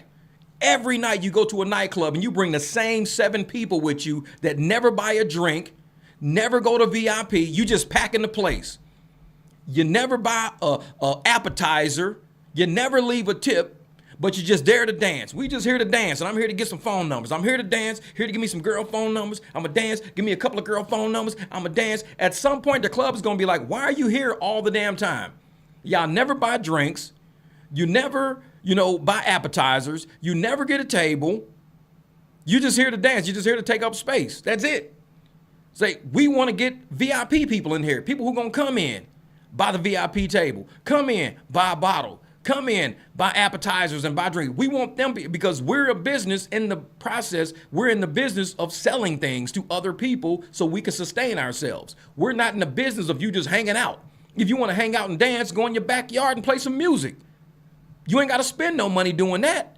But some people can't do. They want to be where everybody is. Some people come to YouTube because everybody's on YouTube. They just want to be in comments talking shit to everybody because they have nothing else to do today. So why not get on YouTube and talk shit to everybody? They don't super chat. They don't click links. They just find channels to talk shit on. That's what they do. That's their thing. And YouTube sees them because YouTube can go through all your comments and see what you comment on. They can see every single comment you make. And you say, well, I get on this chat and talk shit. I get on this chat and talk shit. I get on this chat and talk shit, but you never super chat nobody. At some point, people are like, they don't even pay attention to you no more because they see why you're here. You're just here to take up space. Just like in a nightclub, you're only here to take up space. They're going to cater to the VIP people. They're going to cater to the people taking care of the bartenders. They're going to cater to the people taking care of the busboys. That's who get catered to. The people who just show up, they become a number just like everybody else on the fucking floor. And that's business. That's all it is. It ain't nothing malicious. It's business. And when people finesse that system, YouTube is kind of figuring out because there's no reason for them to go through adpocalypse. When they went through adpocalypse, that's when everybody was having those blockers and people you were like, I don't want to pay for premium. I'm just going to download an ad blocker so I can watch videos all the way through. And YouTube was like, well, if you watch videos all the way through, you're not giving any super chats, you're not signing up for memberships, then you're circumventing why we even have ads. We're paying this content creator all of this ad revenue for ads that you ain't even watching because they only get paid on views. That's it. So they don't care if you watch ads or views. It's the YouTube sees the back end saying, we're not making no money with this person. We're just not. And I think just like with this guy, he even said himself, he wasn't making a lot of money with what he was doing. It's business decisions. There are a lot of major, big, super big content creators that don't make no money, but they're like right here. A lot of people lie for views to go on social media. That I was just about to say that, Chris. A lot of people lie about how much money they got on social. Like I could lie. I could tell all y'all, oh man, my YouTube account fucking killer. Bro, all these cars outside, I bought that shit off of YouTube, man. Everything I do, YouTube, man. I'm this and that. So I can sit up there and I can say that I made all of this money from YouTube, completely lying to everybody because the people who really know me know that I got clients. They know that I work on cars. They know that I do business consulting. It has nothing to do with YouTube. So I could lie and be a complete fraud on YouTube. And everybody be like, oh man, this dude, he's a great YouTuber, bro. He's a great YouTuber. He makes all his money on YouTube. Then you find out I really don't. You start going through my background information. You find out all this shit's on loans. All these equipment's on loans. Everything's on loans. So at that part, we're sitting around going, if everybody can be fraudulent on YouTube, everybody can just be complete frauds on YouTube, who's really real? Who's really real? And I think, this, like I said, this guy here, he's one of the real ones. He's telling the truth. Mass produced. And these were the reasons why. It was either exclusively featuring readings of material that I didn't create. It was songs that I didn't write or I modified. It was highly repetitive with minimal variation across videos. It was using a template across multiple videos, or it's just a slideshow with scrolling text and no narrative or commentary.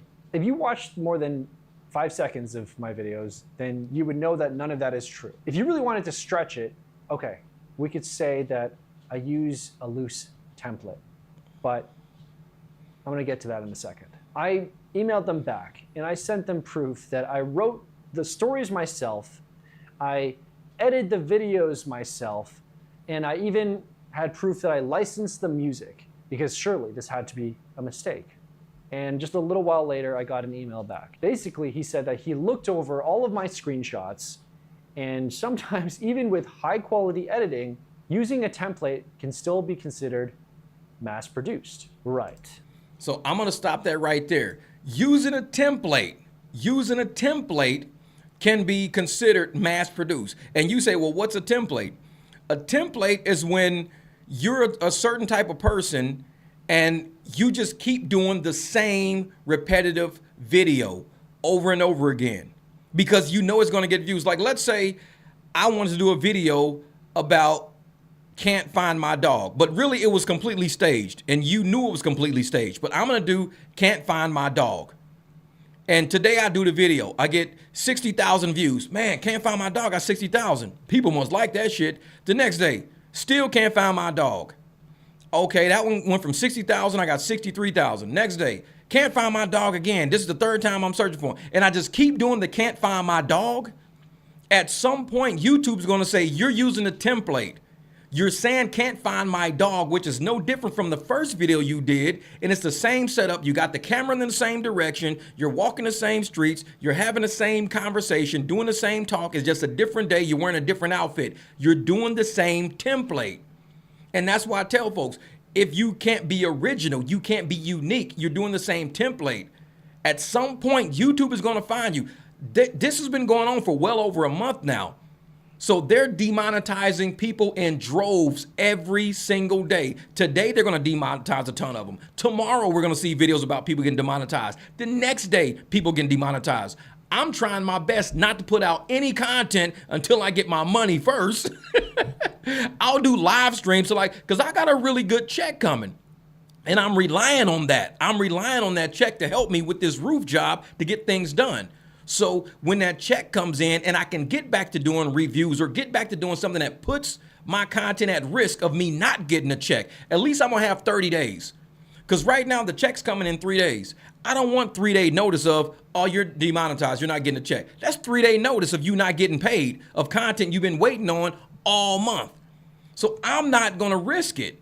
So people like, Jeff, man, we don't see you dropping no videos. Trust me, I don't care right now. I really don't care. I'm still trying to figure out how this is working and who they're going for. Because these, like I said, these people, they're pros at this shit. These people, they're getting 1 million views a video. They're pros at it. And they still we're appealing it and we don't even know what we're doing. When I got my 7-day strike, I said I appealed it. It's public videos out there that I'm reviewing. So why ain't the public videos getting taken down? But mine is. That's the thing, man. People gotta understand what they're doing to people is, man. Yeah, if that template is working, it don't make sense to block it. But that's the thing, though. It's being sold the exact same story, and it's like me paying somebody for the same thing over and over, and it's not like really an activity. Let's say, let me see how can I put it? How a template is sort of like, let's say, because it has to be something that I don't have to keep recreating, but I could just keep bringing it to you, and you keep paying for it over and over again. Let's say it like this. Let's say you paying me a server to bring you water. So you pay me $5 to bring you water. So I leave and then I say, I'm gonna bring you another water. Give me another $5. And I keep doing it over and over. But you keep thinking, well, if I paid you $5 the first time, I thought I was paying $5 for the water. It's like, no, you're not paying me $5 for the water. You paying me for bringing you the water every single time. Even though I tell you right up front, you know, you're paying $5 for water. But I never told you you're paying $5 for water every time I'm bringing it. At that point, you're going to say, why do I got to keep paying this dude $5 for water? That's YouTube paying content creators for bringing the same video over and over again. It's like, I'm bringing you water in the red glass. I'm bringing you water in the blue glass. I'm bringing you water in the clear glass. I'm bringing you water in the yellow. I'm still bringing you water every single time, and I'm expecting payment for it. When you could just be like, but I paid you water the first time. Yeah. The story don't change? No. Yeah, a lot of people love consistency, but that's the thing. It's autism almost. Consistency is one thing. If, let's say I want to watch somebody dribble a ball. I'm not going to watch them dribble a ball for 8 hours straight. I'll watch them dribble a ball for a few. At some point, I want to watch you shoot the ball. At some point, I'm going to watch you pass the ball. At some point, I'm going to watch the other team play so you can play defense. I don't just want to see video of you dribbling the ball at half court. At some point, that video is going to get old. But Jeff, it's a different team I'm dribbling against. I'm dribbling against this team now. Okay, cool. Then I see you okay, now I'm dribbling against this team. Cool. Then you go, okay, now I'm dribbling against it. But you're still dribbling the ball at half court. All you're doing is you're at a different gym doing it. It's the exact same video over and over again. And it's like, at some point, you've got to say, I need to advance. You've got to advance. If your content is not advancing and you're doing the same shit over and over again, nobody should be required to pay you for the same shit over and over again. Imagine if you went to work. Let's say this. I'm going to put it like this. Imagine you went to work and your boss said, type that report for me. You type that report. You got paid for it. Fine. But then you type the exact same report the next day on a different sheet of paper. Then you type the exact same report the next day, but a different font. Then you type the same report the next day, but you made the font smaller. You're doing the same shit over and over. You're just packaging it differently, and you're expecting the same paycheck. If I paid you to do that shit Monday, why are you doing it on Tuesday, and then you're doing it on Wednesday, and then you're doing it on Thursday, and then you're doing it on Friday, but you expect a paycheck for 5 days for doing the same shit? It's like, bro, you brought me the same report 5 days straight on different sheets of paper with different font and different, sizes of font in different border, but yet you want me to pay you for the whole week? You're doing the same shit all week. You're not doing nothing different. That's how YouTube feels. People ain't doing nothing different. They're only doing what it takes to get a video made. That's it. Yeah, and comedy is one thing. People have different jokes. But imagine a comedian. Imagine watching Cat Williams tell the jokes in Cleveland.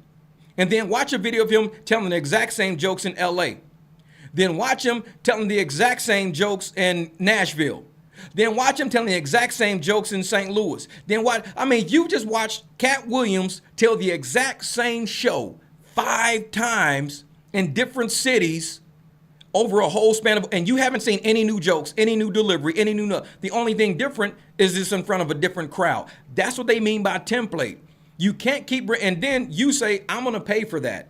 You're going to pay to watch Cat Williams say the same jokes 5 times in 5 different cities. You're going to pay $100 each time. You heard the jokes on Monday. You heard them on Tuesday. You heard them on Wednesday. You heard them on Thursday. You heard them on Friday. But you're asking me to give you $100 each time I tell you the exact same fucking jokes? Tell some new jokes. Let me pay for something different. So being a comedian, cool. That's consistency. I want to see you be funny, but be funny with different shit. You're a content creator. Cool. Create content, but at least have a different theme. I don't want to see you searching for your dog every day, holding the same leash. I'm still looking for my dog. It's Monday. Next day. Looking for my dog. It's Tuesday. Next day. Looking for my dog. It's Wednesday. Next day. Looking for my dog. It's Thursday. I just paid you 4 days straight for looking for a dog holding the same fucking leash because I can't find him. I know you're interested in it because the views are going up. Well, we're looking to see if you find the fucking dog. But maybe I should not have to pay you for doing the same thing. Maybe I should pay you when you find the dog. Call looking for the dog one thing. And so all your views don't count. Just the first video counts. The next few don't count. The next time you get paid is when you find the dog. If you never find the dog, at least you got paid for Monday. You didn't get paid Tuesday because Tuesday was a repeat of Monday. You didn't get paid Wednesday because Wednesday was a repeat of Tuesday. You don't get paid for Thursday because Thursday was a repeat of Wednesday. You can't keep paying for repeat shit over and over again. At some point, people are going to figure out the grift. They're going to say, this is all you're doing? Yep, that's all I'm doing. This is, I heard demonetization was mainly directed to get rid of Anton Daniels. That's what I heard. Anton don't make enough. Anton's not making no $125,000 a month. Some of these channels are making big bank. Big bank. Anton don't make that much. He's not in that niche to do it. Because some of these guys, like I said, if I don't know where, because some of these people are rebuilding their channels over. Let me see if I can find this dude's video right here. Hold up for a second. Where was this video at where he showed that Bugatti video? Let me see something. Where was this Bugatti video? Where was this Bugatti video? I want to see it. Because it had so many views on it. No, I don't think that was it right there. No, that wasn't it. Whoops, sorry about that. I'm looking for that clip of that Bugatti video he had. In this video, I will walk you through exactly how I got demonetized, and everything I've done was I lost a ton of money on it. And I just couldn't afford to make more videos like it. But as well received as this video was, I lost a ton of money on it. And I just couldn't afford to make more videos like it. But the thing about the YouTube algorithm is that it rewards you for making more of the same. I learned this the hard way because... Yeah, and that's the thing. It rewards you for making more of the same. But the problem is, that's the algorithm. The algorithm is not the executives. The executives sit upstairs and the executives say, we need to make a profit or else we're going to have to lay people off. We got to make a profit or else we got to get rid of divisions. The executives say that. The algorithm just says, we want to repeat based on metadata. We like the metadata. We like, because you program the algorithm to say this. So if you program the algorithm for one thing, but the executives upstairs are saying, I'm glad the algorithms are programmed like that, but we're not making no money, so we're going to have to get rid of people. That's a different aspect of corporate America. You got to realize we're not the corporate people here.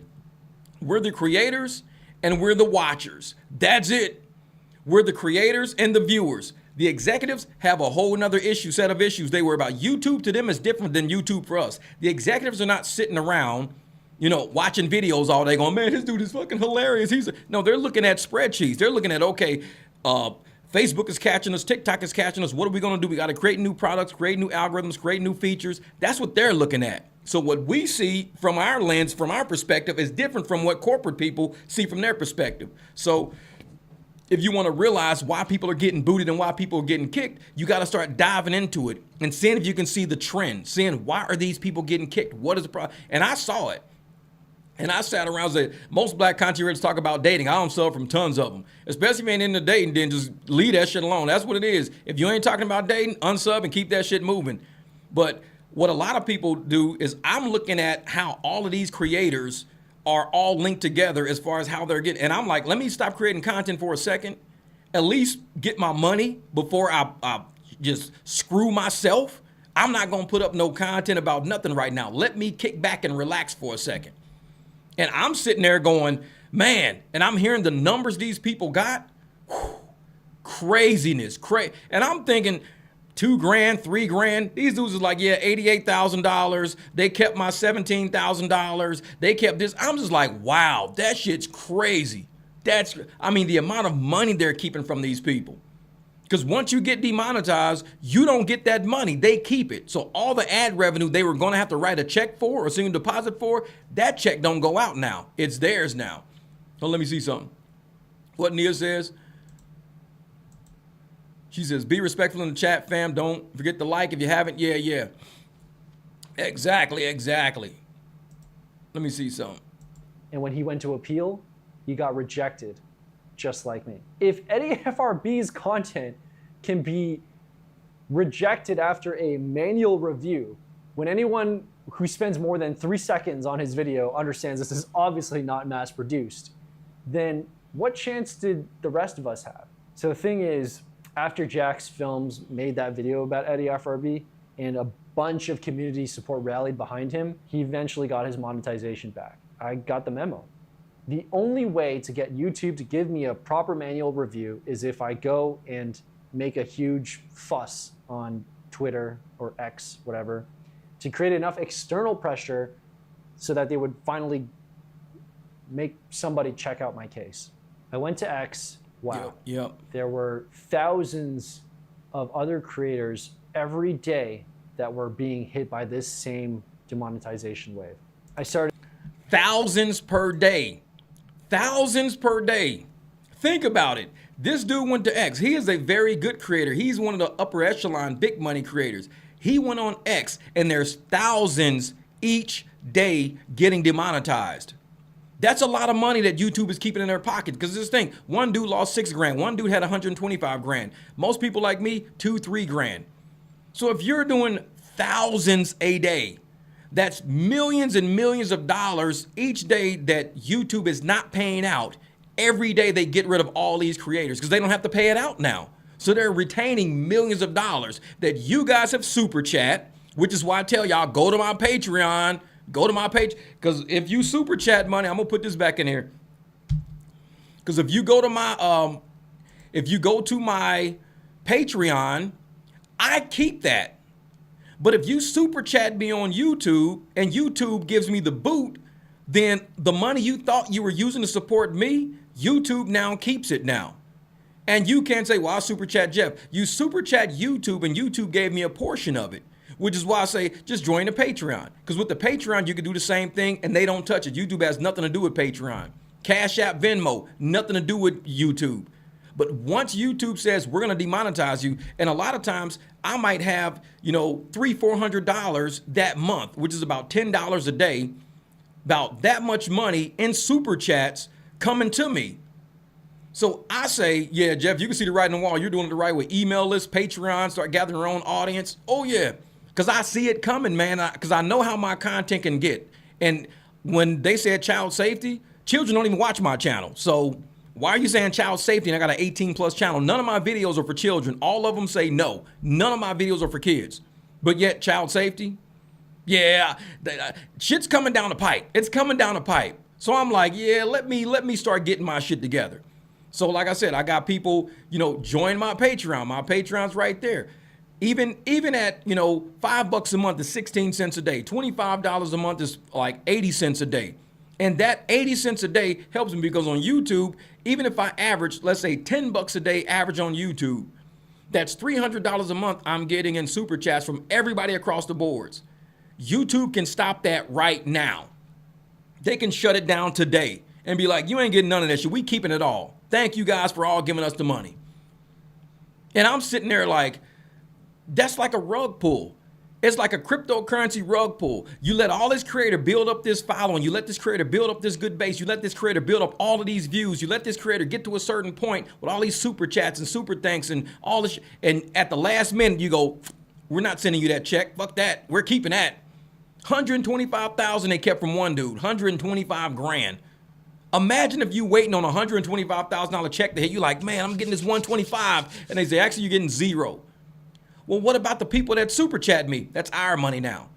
What about my super thanks? The people that specifically gave it to me, it's ours now. So the AdSense I get, you keep it, fine. But the super chats and the super thanks were people specifically thanking the creator. Nope, we're keeping it. It's like you being a waitress at a restaurant. Somebody tips you. You get fired that night. And they say, well, since we fired you, we ain't giving you your tips. But you owe me my last check. Nope, since you got fired, we're keeping the tips. We're going to split the tips with all the chefs and everybody else back here. But that person gave it directly to me. That was specifically for me, for my service. And nope, we're keeping it. We're keeping it. That shit don't make no sense. That's what YouTube does, which is why I say we got Patreons. We've got email. You can Cash App, you can Venmo. So many other ways you can help support a creator or a creator's content career, whether it's knowledge, whether it's just keeping you company at work, keeping you company on a road trip while you're driving. Says, man, I'm glad I listened to you while I was driving to San Diego. I needed somebody to listen to, bro. Well, I get enough support to be online, then I'll be online. If I don't get enough support to be online, then I got to go out and I got to drive my clients around. I got to go out and do other things to make money because the online support is what keeps me online. I'm not bored. I got a whole house to take care of. I could be doing all my house shit right now instead of spending time online with you guys. But I choose to give that time up, and people support that. They say, dude, I appreciate that. Like I said, it's like tipping your driver. When your driver takes you somewhere, you appreciate the music, the ride, the comfort. You tip them $20. Hey, man, appreciate the ride, bro. Here's $20, man. Thanks for getting us here safely. No problem. Content creation is no different sometimes. Somebody can be like, man, I was just in my car, man. I was tired of listening to rap all day. I was tired of listening to R&B and shit all day. I'm like, damn, Jeff's live streaming. What's up, dude? What's up? Yeah, I'm here, bro. Oh, dude, man, appreciate you live streaming today. Well, when you get support, this is what you do. When you don't get support, you have to find ways to do things in this world to cover the bills you have in this world. Because nobody's going to just one day say, okay, Jeff, you don't owe us for no water bill. Don't worry about it. I know you're a content creator, man. You ain't getting no views. Don't even worry about that water bill. Now they're going to say, well, you had another 24 hours to do something different, so you don't have to create content. And right, which is why I'm doing Patreon, which is why I'm trying to get my own mailing list, do my own thing, because if YouTube ever kicks me, then I have to rely back on doing what I used to do, which is real life. That's it. And those are the ones that need to lose their channels. They used to talk about hashtag, clicks, views. Now it's moved on to building a community, helping their own. Yeah.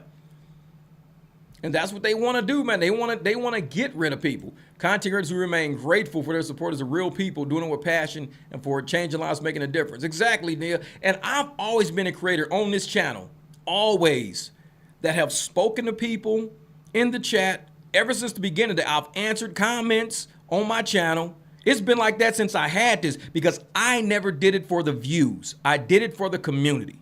I did it to be at one with the people who are watching my channel, because I'm no different from the people that watch my channel. We all get up and we work every day. I'm no better than y'all. I don't get up going, oh, I'm famous, I'm a star, I'm a celebrity, I'm this. You guys are just normal people with normal jobs. Y'all ain't shit compared to me. I never once got up and said that. Ever once got up and said that. Because I know all it can take is for YouTube to go, pew, and it's all gone. Now what? No more bragging. I can't brag now. Oh, I get YouTube money. I'm a celebrity. I'm a content. I can't brag now. So when you build your house on somebody else's land and they decide on taking a land, where you going to move your house to? You don't live there no more. That's being on YouTube. When you build your community on everybody else's shit, you build your community on YouTube's property. You build your community on Facebook. You build your community on TikTok, and they decide to take it.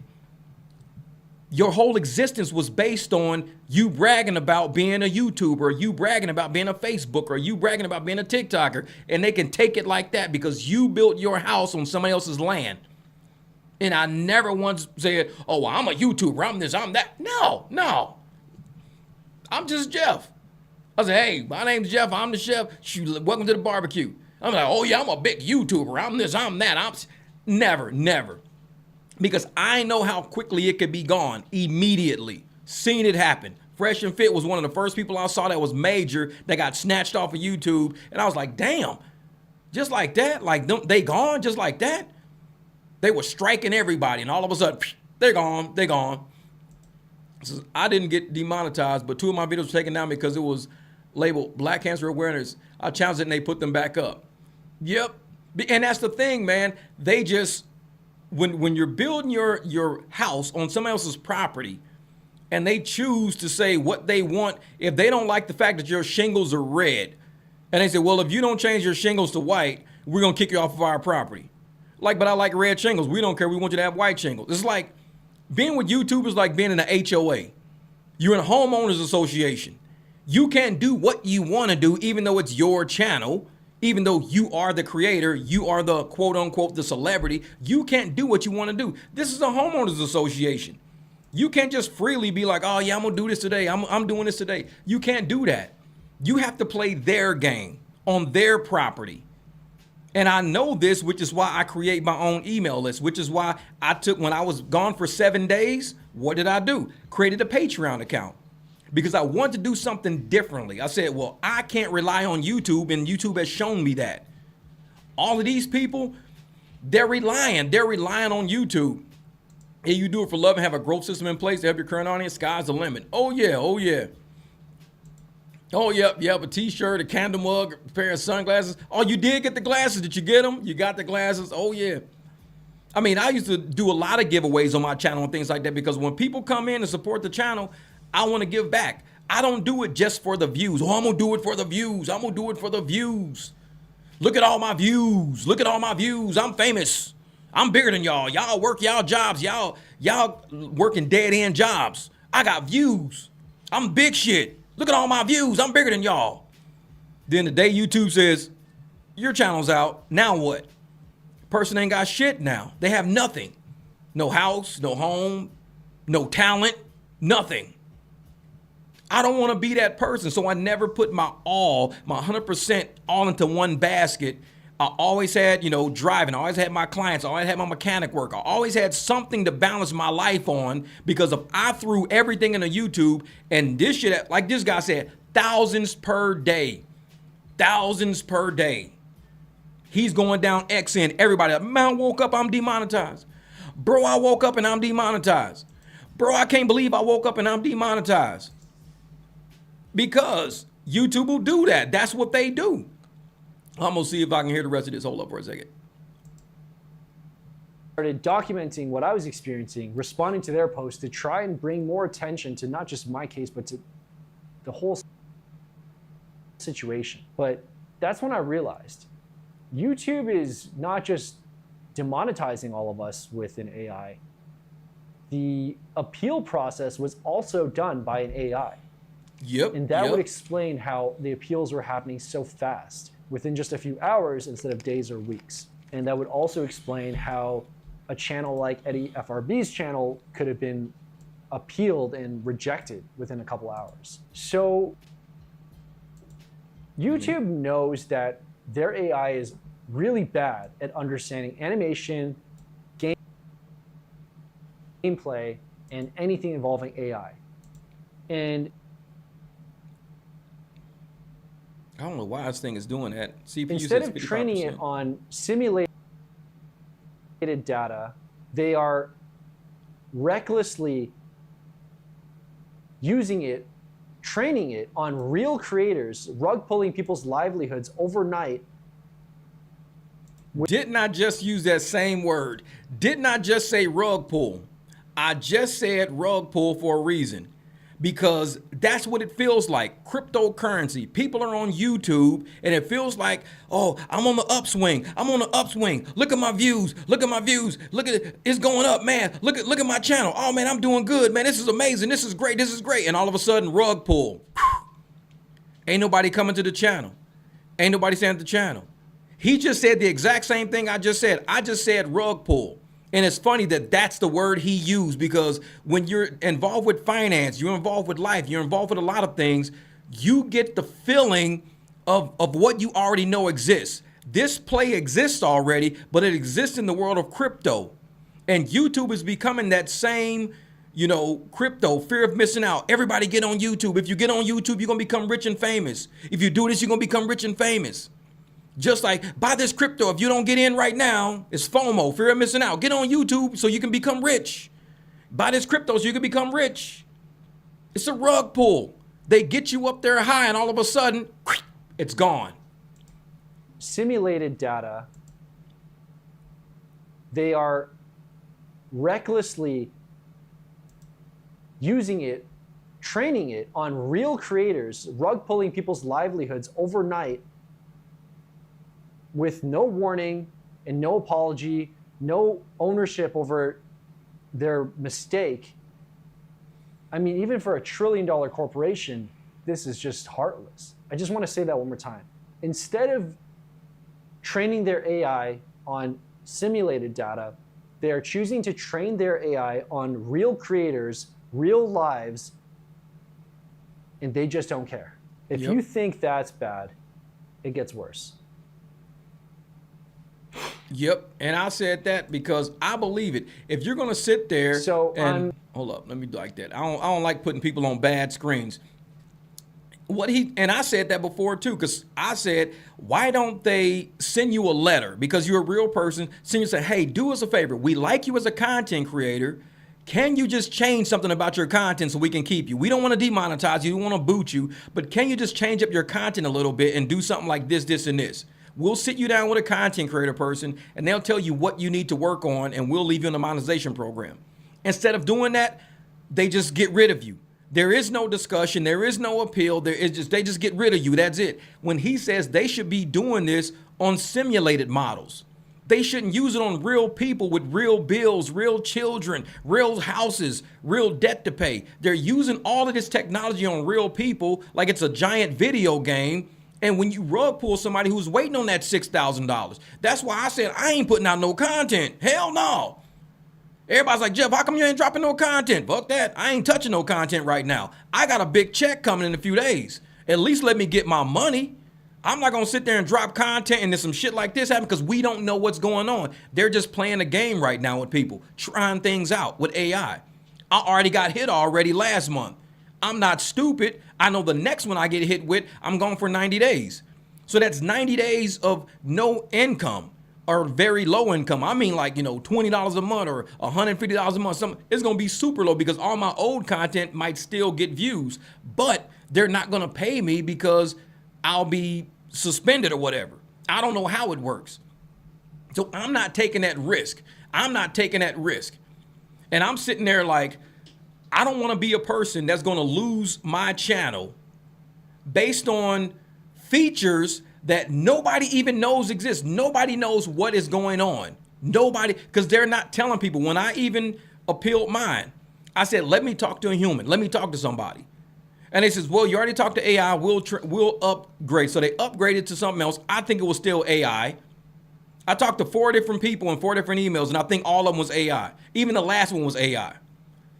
And I'm sitting there thinking, well, shit, there's nothing that I could do if you guys are giving me basically the same scripted message back. And I think I'm talking to people. And he's like, yeah, well, we looked again and we reviewed the content and we did this and that and blah. And I'm like, no, this got to be AI. This has to be AI. And that's why I'm thinking, let me chill for a second, finish building my patio. I could put the patio build up and I can't be demonetized for that. It's just a patio build. So I did my patio build. Let me put some motorcycle stuff up. Can't be demonetized for that because I do motorcycle shit all the time.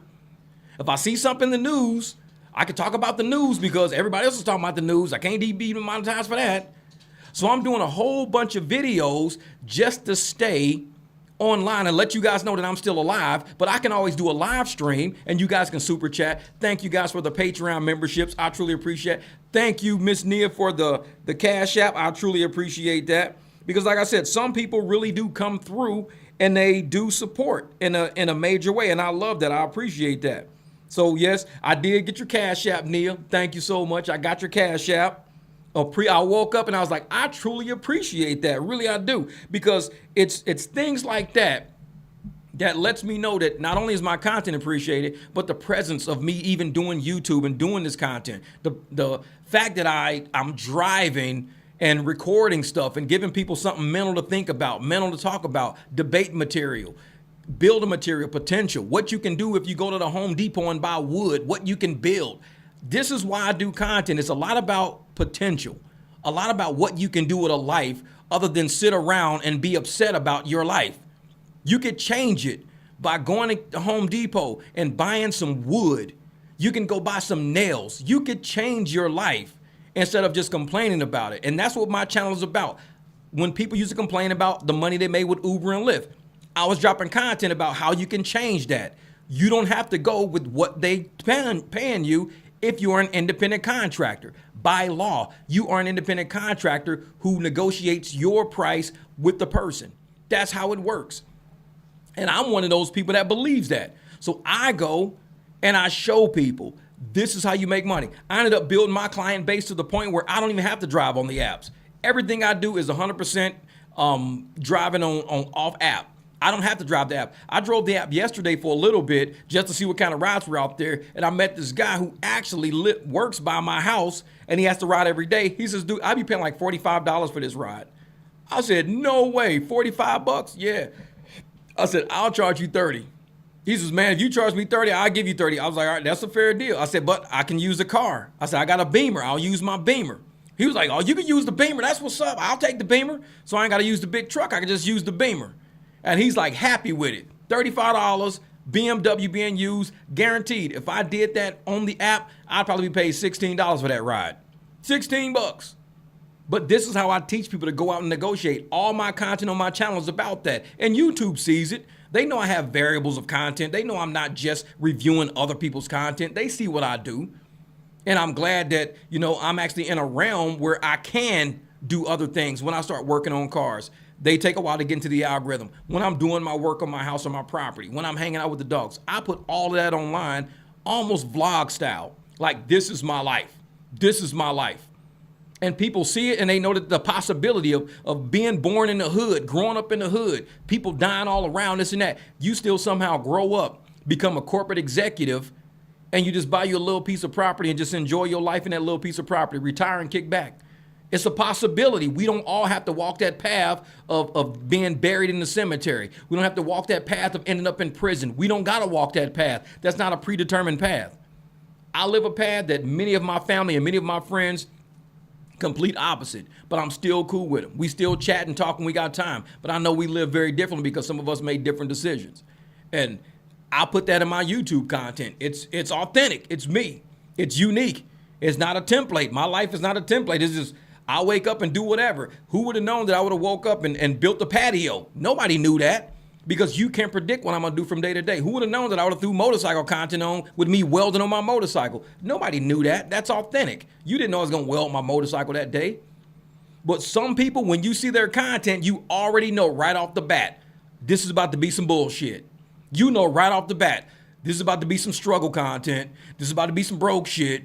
This is about to be somebody living in their motherfucking car. This is about to be this and that. You already know it right off the bat because their life is a template. It's a staged, fraudulent, inauthentic template structured just to get views.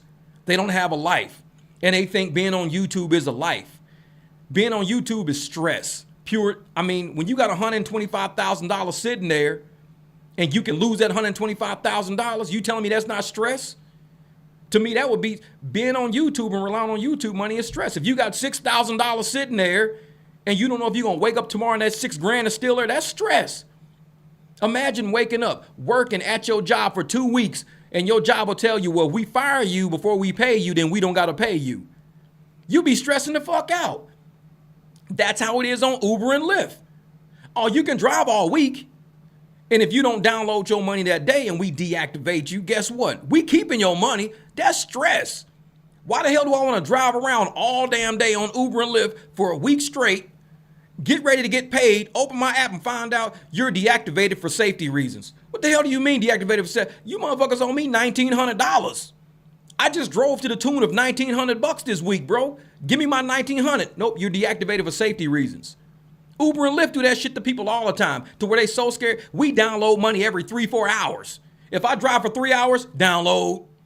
If I drive for download. We download money every 3-4 hours on Uber and Lyft because it's stress to know that somebody can just rug pull your ass at the last minute when you getting ready to pull that money. Thank you so much, Ms. Juana. I appreciate the super chat. Great teaching content as always. And I talk about life. I really do talk about life and real shit that really happens. Because there are a lot of drivers on my channel that know they've experienced driving Uber, driving Lyft, getting ready to download their money. The screen is locked up. You can't even like, dude, I just earned $900. I'm about to download my money and pay my bills. And they're like, sorry, you've been deactivated for safety reasons. YouTube is no different. It's no different. People are waking up, but YouTube is a higher level of stress. Because you wake up on YouTube and you sitting there like, bro, I had $7,000 coming to me, 7 G's. And now I ain't getting nothing because they said I got inauthentic content. Oh yeah, bro. Oh yeah. Oh yeah. Man, they always doing that, man. Uber and Lyft will not pay you. You will have all that money sitting on your account getting ready to download it and they deactivate you because a customer complained. But they won't tell you the customer complaint though. Be like, well, what did the customer say? We can't tell you because it's anonymous. No, it's not anonymous. Who said what? Because I had great rides all day and I got tips all day. What do you mean it's anonymous? Oh, well, somebody complained. It was from 3 weeks ago. What do you mean somebody complained from 3 weeks ago? Y'all owe me $900. And that's how Uber and Lyft are. They'll get you, man. And that's why when we drive on them apps, what do? Download. As soon as you finish with a big ride, download. You get a big tip, download. And now they charge you like $1.50 for every download or something like that. They used to charge you, I think they used to charge you like 85 cents or 45 cents a download. So they would charge you 85 cents or 45 cents a download. Then it moved to $1.25 a download. Now it's like $1.50, $1.75 a download. Next is going to be $2 to $2.50 a download. Just to get your money, you're paying $1.75 to get your money. I mean, if you did a trip for $5 and you downloaded, that's 5 minus $1.75 right there. You're getting $3.25. So now you got to sit back and you got to wait till you build up a ton of money. Wait till you build up a ton of money to make sure the download is worth it. So while you're building up all that money, just like YouTube, just like Uber, oh man, dude's sitting on $1,800 right now. He don't want to download. He's sitting on $1,800. Kick him off the system. Tell him safety reasons. You go back on the drive. Sorry, contact support. What do you mean contact support? User account not authorized. What? Wait, dude, I had $1,800 in here after the drive my last day to break $2,000. I got $1,800 sitting on my account. Oh, you got kicked for safety reasons. Somebody 3-4 weeks ago made a complaint. No, they didn't. Same shit YouTube is doing. It's stress. It is pure stress. And that's why I have private clients. This is why I wake up. I go through my text messages. I see everything going. Get private clients. This is why I have a Patreon account. I'm going to post that back in there again too. Damn. I almost forget that. That's why I have a Patreon account. Because I want to make sure people take control of your own destiny. People like this dude right here, he didn't have control of his own destiny. And YouTube tells you if they demonetize you, you cannot go to another channel and create another channel to get around the monetization system. Even if you got 3 or 4 other channels, you can't go around it. If you have affiliated channels, you can't go to them to work back through monetization. Once you lose it, you're out of the program. You're no longer a partner. You cannot get around being a partner and say, well, I'm going to force myself to be a partner. Nope, you can't do it. You can't do it. All right, let's listen to this part here about this customer support as AI, which is what I believe. Emailing back and forth with creator support, and I'm getting increasingly frustrated. Not only were they demonetizing my channel going forward, but they said they were going to keep all the money that it had earned up until it got demonetized. I was counting on that money to pay for some of the production costs that I invested in these videos. I mean, believe it or not, AI is still not cheap. I've spent thousands of dollars on these videos, and that's not including the time editing, writing, all of that. So out of my emotional frustration, I said, if you guys are going to steal my money, then I'm going to look into my legal options. And that was a big mistake. Listen to this. But more on that in a second. So while talking to creator support, something really, really strange happened. I started to ask them, okay, specifically what did my videos do that broke the rules for inauthentic content? This is what they said.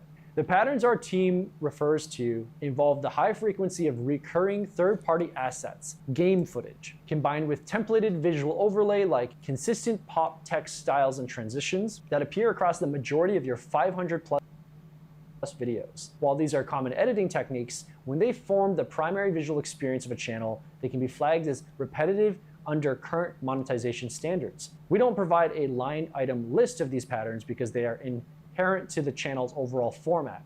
While many creators use the 3-act structure or hooks, our reviewers evaluate whether the unique narrative and original visual contribution outweighs the reused elements.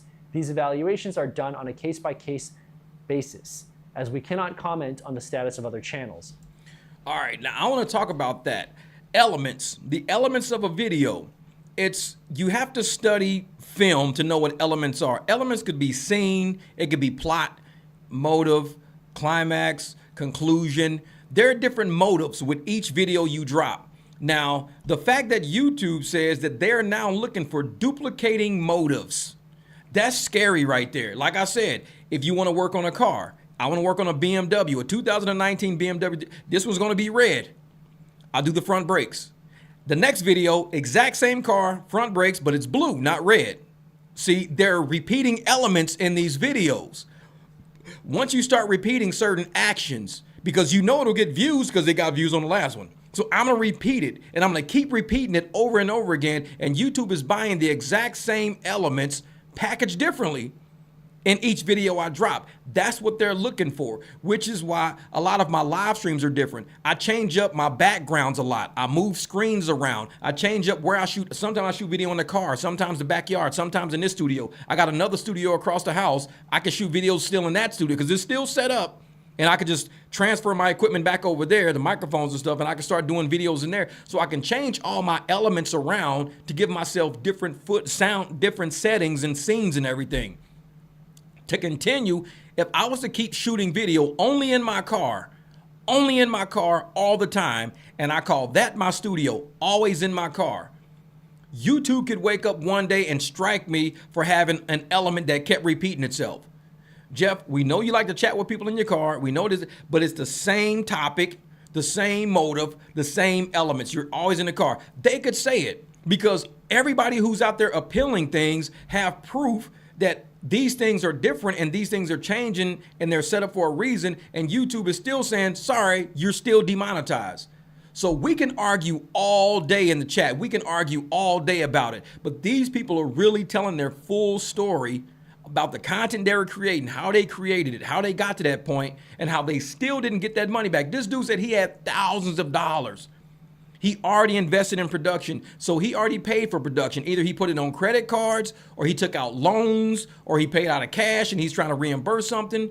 But he already paid for all his production already. And now he's got to find a way to get that money back because YouTube won't give it back. Hey, Malika, what's good? Lady, what's good? So I'm gonna listen to this part. They mentioned other channels because I brought up the Eddie FRB case. So, I mean, this all makes sense, but there's just one problem. I don't have 500 plus videos up. At the time, my channel only had 7 videos up. 7 videos. Shorts. And besides that, I don't have any gameplay in any video. So AI. I don't know what channel they were talking about. Even if I did have gameplay, does that mean that gameplay, aka third-party assets, and reusing the same text and font animations would be considered inauthentic? But then that's when it hit me. These rules are fugazi, vague enough that they could apply to literally any channel on YouTube. And that's what I was trying to explain to you guys when I got my strike.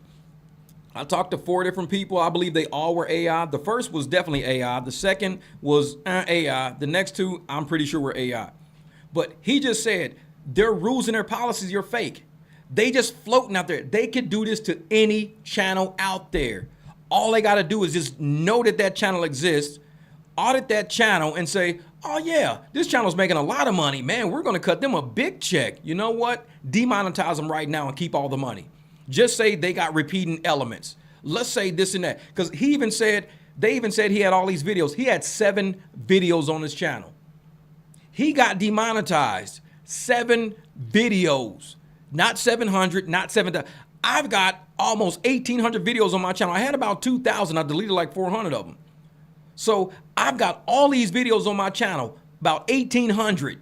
He had 7 and got demonetized. 7. So you can't say you need to keep doing it over and over and over and over. No, he only had 7 videos. That was it. So YouTube can arbitrarily go out there and find these channels that have repeating elements within that video, call it not inefficient, inauthentic, call it inauthentic, and say you're repeating everything just to get views. You're gone. He just said the rules are not even real rules. They're just fugazi. They're fake. They're just out there.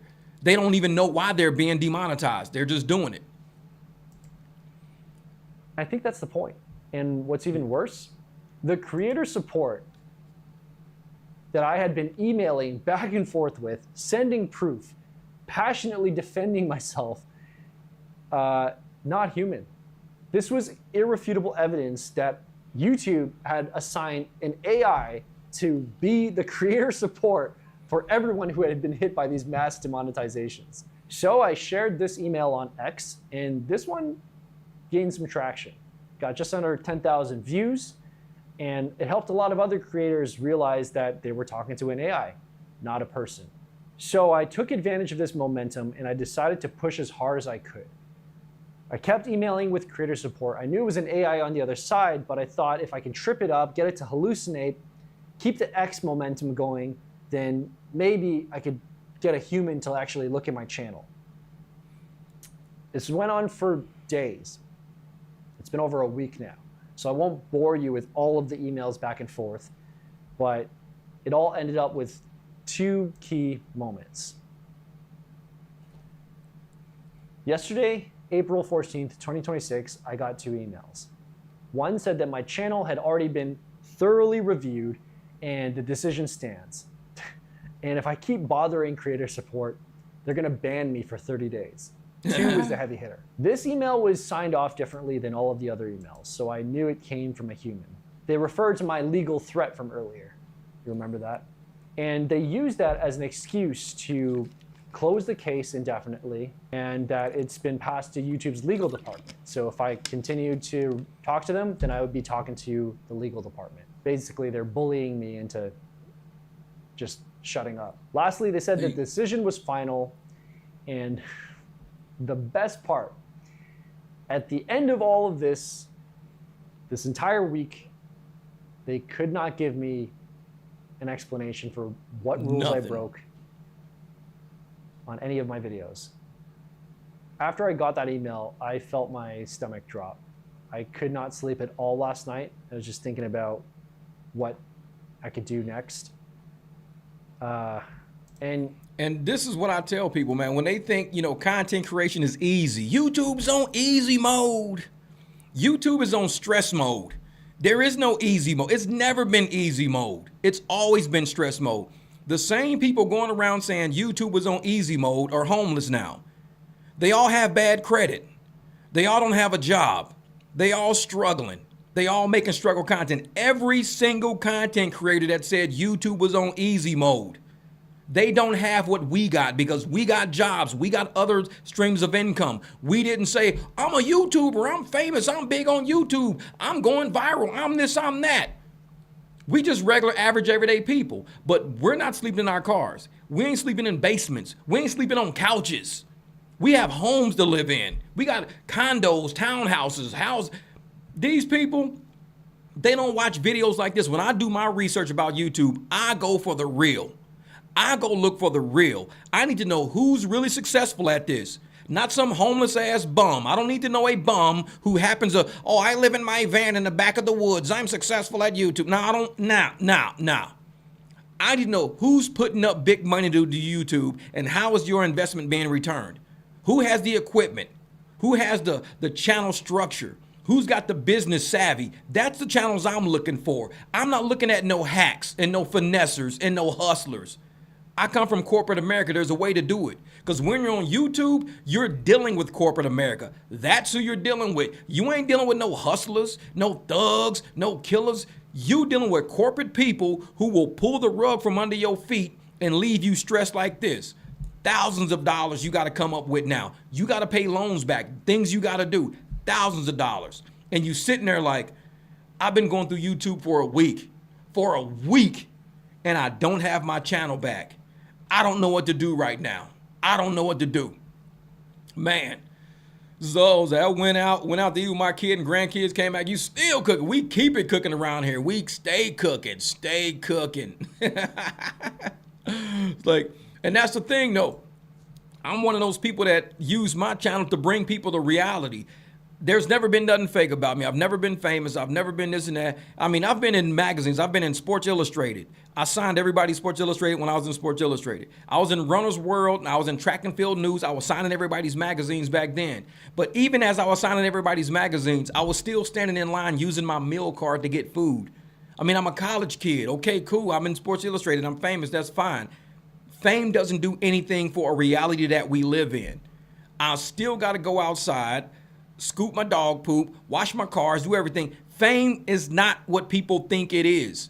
But you got a lot of people who, thank you, Jose, I appreciate the super chat, brother.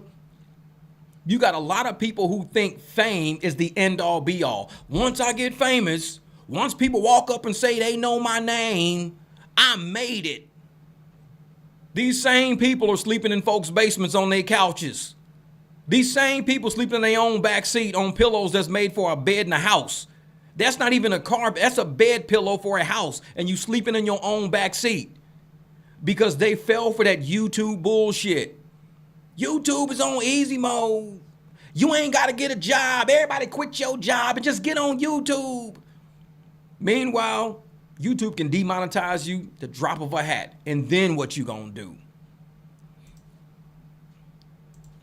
You might be wondering, why don't I just keep posting on this channel and then reapply in 90 days? Well, there's two main reasons. One is that because I don't know what rules my videos even broke, then I don't know what to change. So even if I reapplied after 90 days, there's no guarantee that I would be reaccepted back into the monetization program.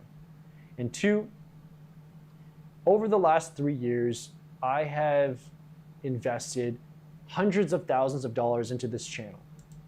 I'm gonna stop that right there, because I don't think people understand what that dude even just said.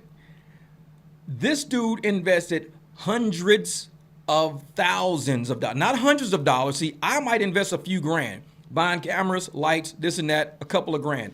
Hundreds of thousands of dollars is houses, cars, college scholarships.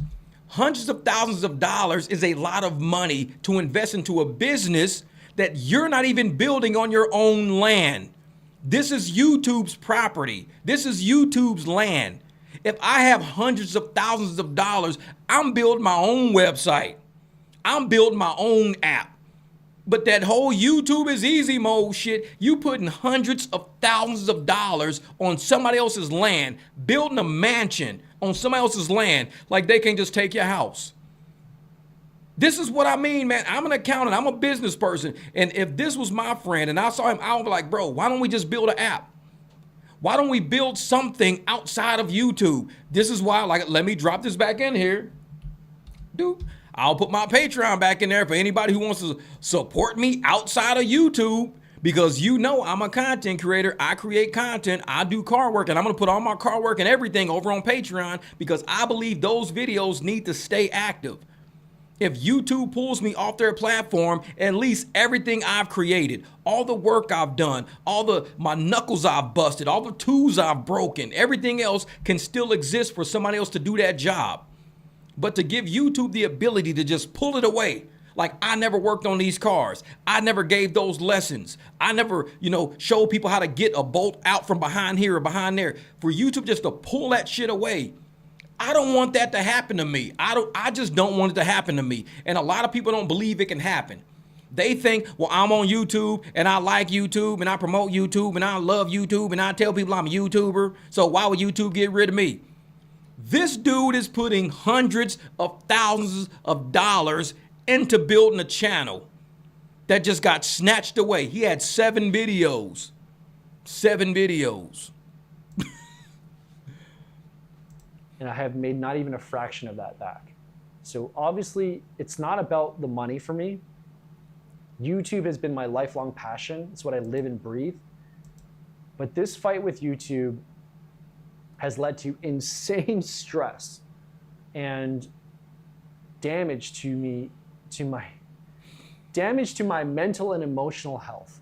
In my opinion, any human with more than 2 seconds of their time would realize that my channel is not mass produced. And this has been kind of reinforced by other creators on X who have taken the time to look at my channel and confirm they don't understand what I did wrong. So the bottom line is this. After an entire week of going back and forth with YouTube, giving them all of the evidence, not a single human from YouTube has taken any time to actually look at my channel.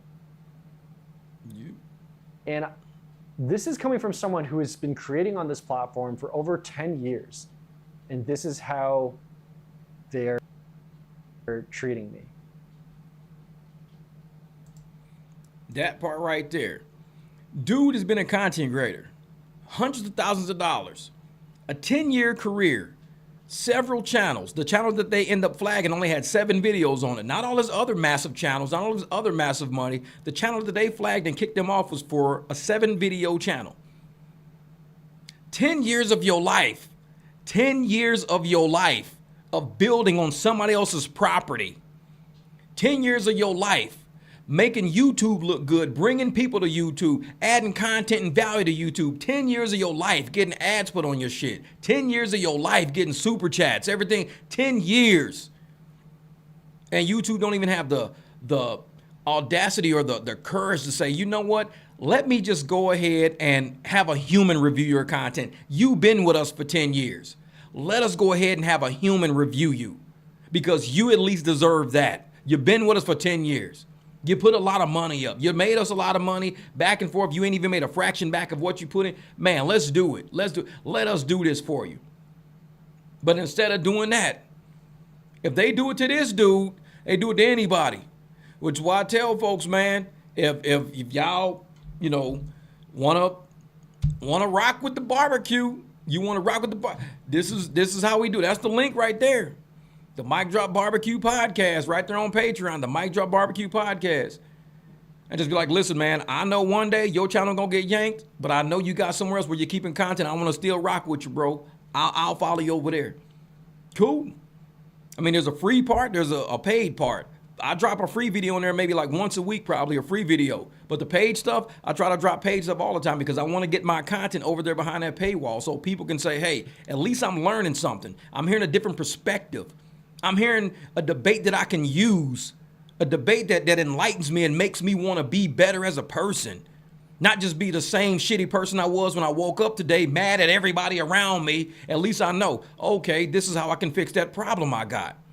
This is what I can do. That's what my channel is a problem-solving channel. So if you got issues, you got problems, you got this and that, listen for a while. You might be like, damn, man, you know what? I never thought about it like that. Let me do that. Let me try that. Let me try that once, man. I like your theory behind it. Let me try that. Might work, it might not. But if what you're currently doing is not working, at least you know one thing that don't work. If you always in the same bucket, you always in the same hole, you always ended up at the same point in life, you know what you're doing is not working. You know that for sure because you keep doing the same thing and it's not working. Life don't just change overnight. You got to work at it every day. I could be outside right now, tricking off money, screwing things up.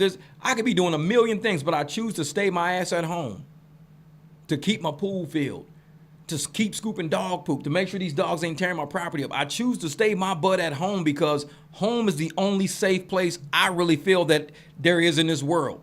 Anywhere else is a risk. Home, safest place I can be. I got enough, firearms around here to keep myself safe, got enough food to keep myself safe.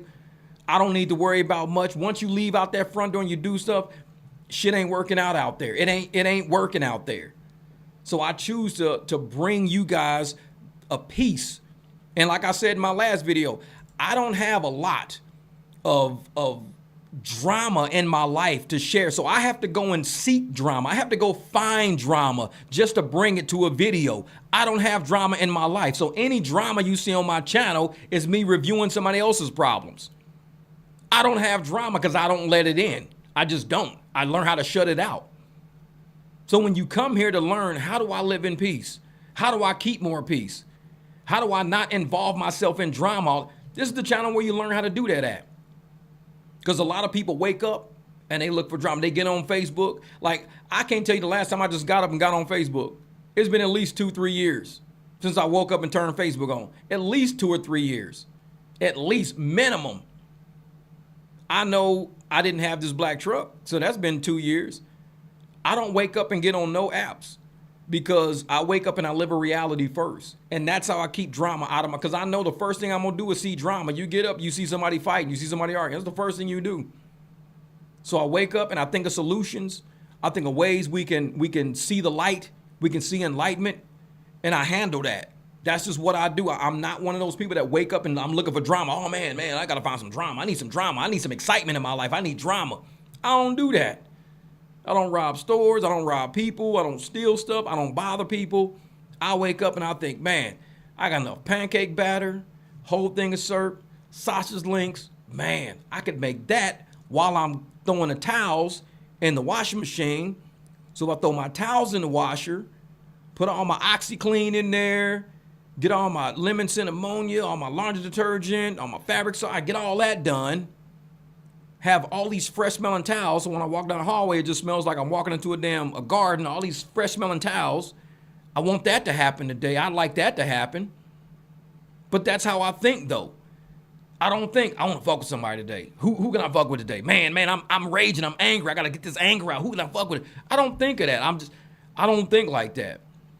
So my channel is not that way. And I know a lot of people, you know, they get on, you know, YouTube and Facebook, they looking for the drama. The only time you're going to see it on my channel is when I'm reviewing somebody else.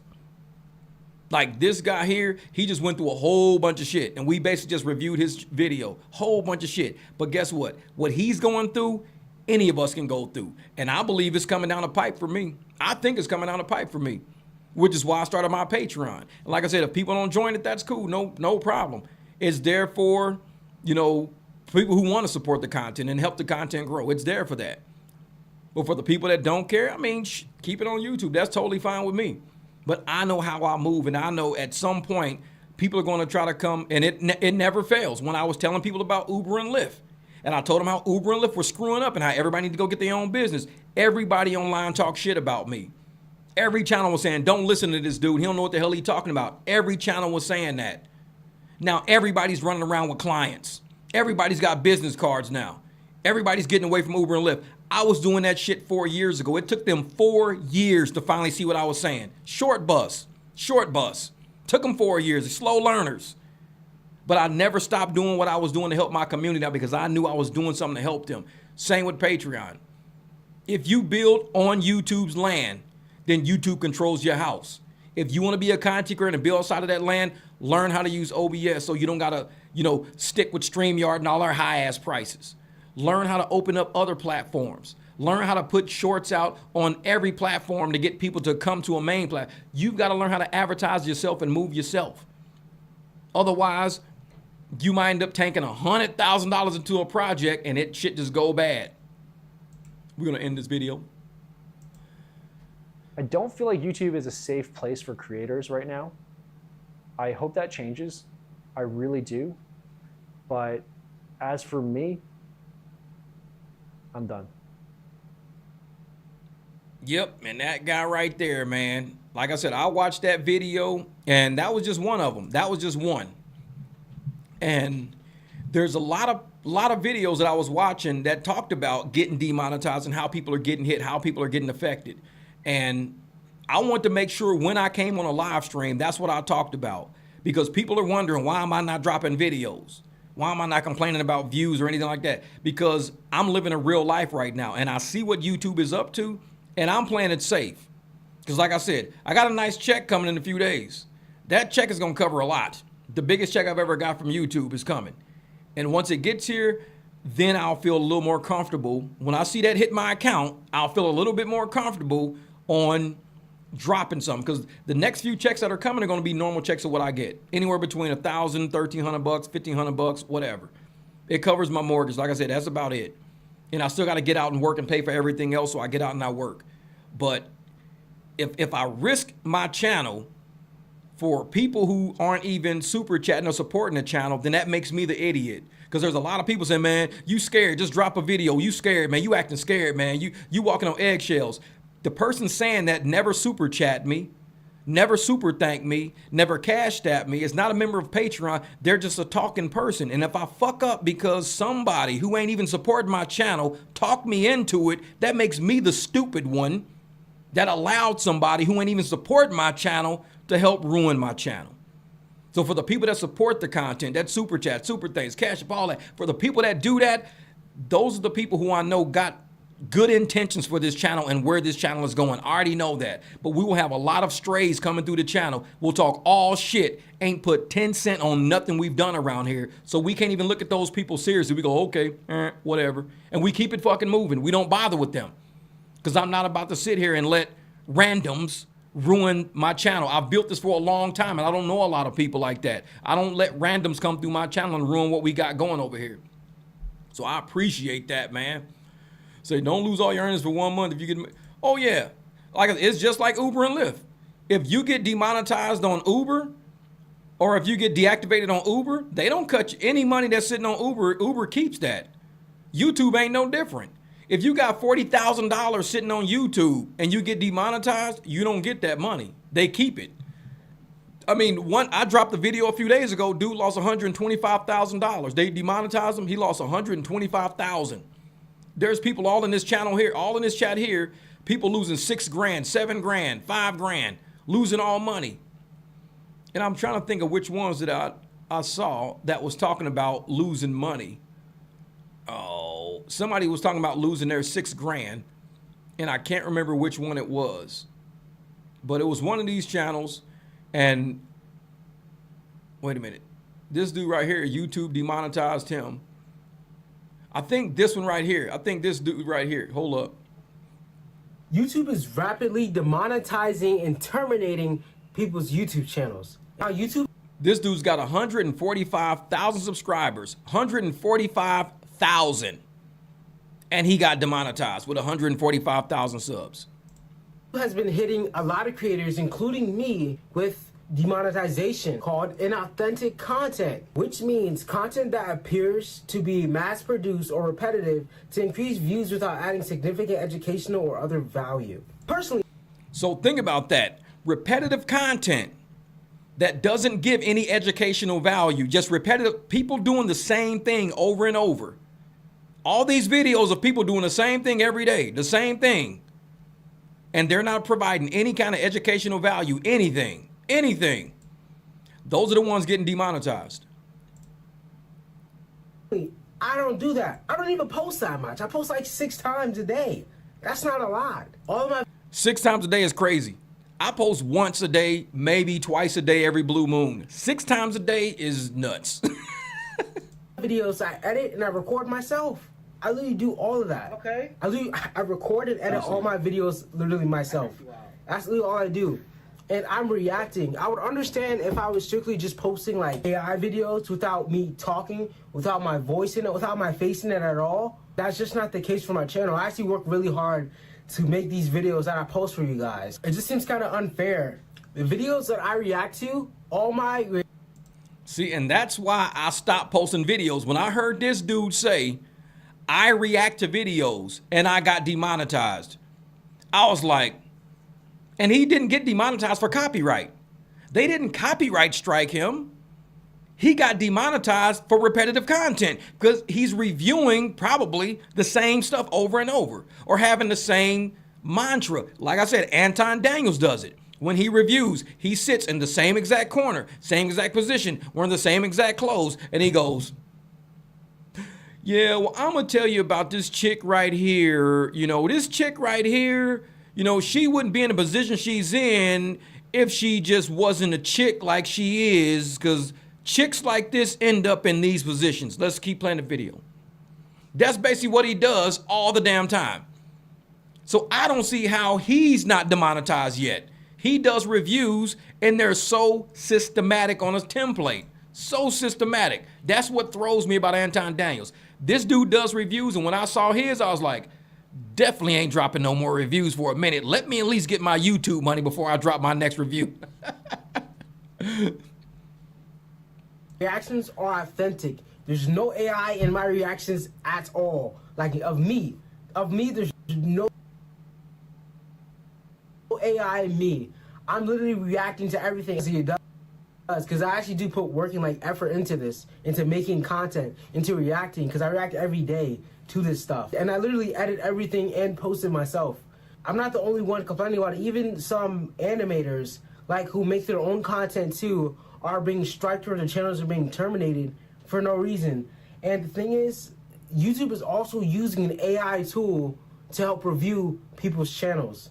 So I'm pretty sure that's why a lot of people, including me, have either gotten strike down or demonetized because of that same reason. Again, I would completely understand if I was just posting just straight AI content and I was just doing nothing in the video, but I'm actually talking. I'm reacting to the video. I'm answering the questions in the video. It's not just strictly AI stuff. I also post other things, other games and stuff.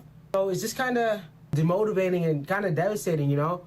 I'm just hoping that YouTube sees this and reviews everything, and then hopefully I can get it back, you know? Jesus' name, hopefully I can get it back. Whoops, wrong thing. Hi there, if you're afraid of losing your channel.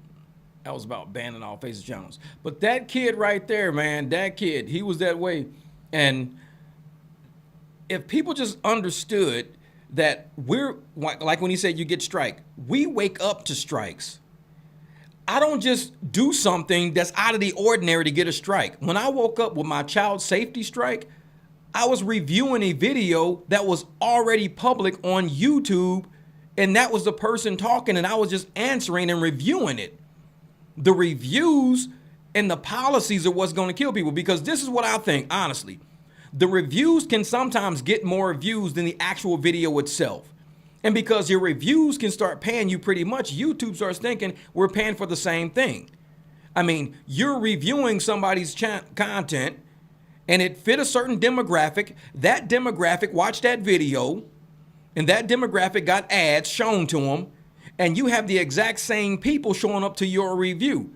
So it's like everybody's in room A and the exact same people walk over to room B. You tried to sell these people products in room A, and you're trying to sell these people in room B the exact same products, and they're the exact same people. If they bought in A, then what is the purpose of having room B?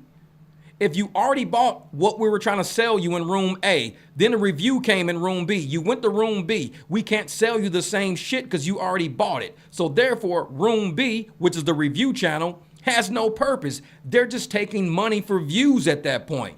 So we're giving them all the money we earned in commission by the shit you bought in room A. So we're the same people are watching Anton's videos that are watching our reviews.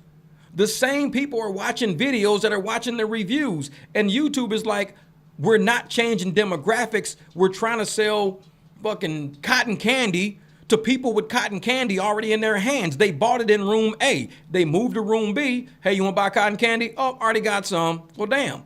So what ads can you sell to people who are watching all the same videos?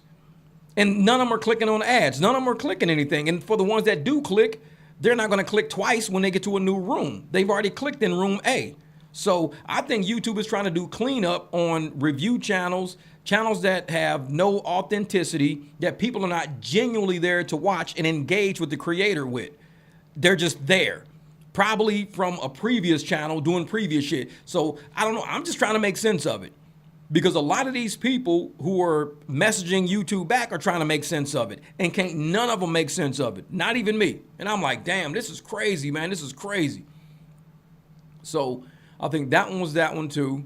That one demonetized was this one.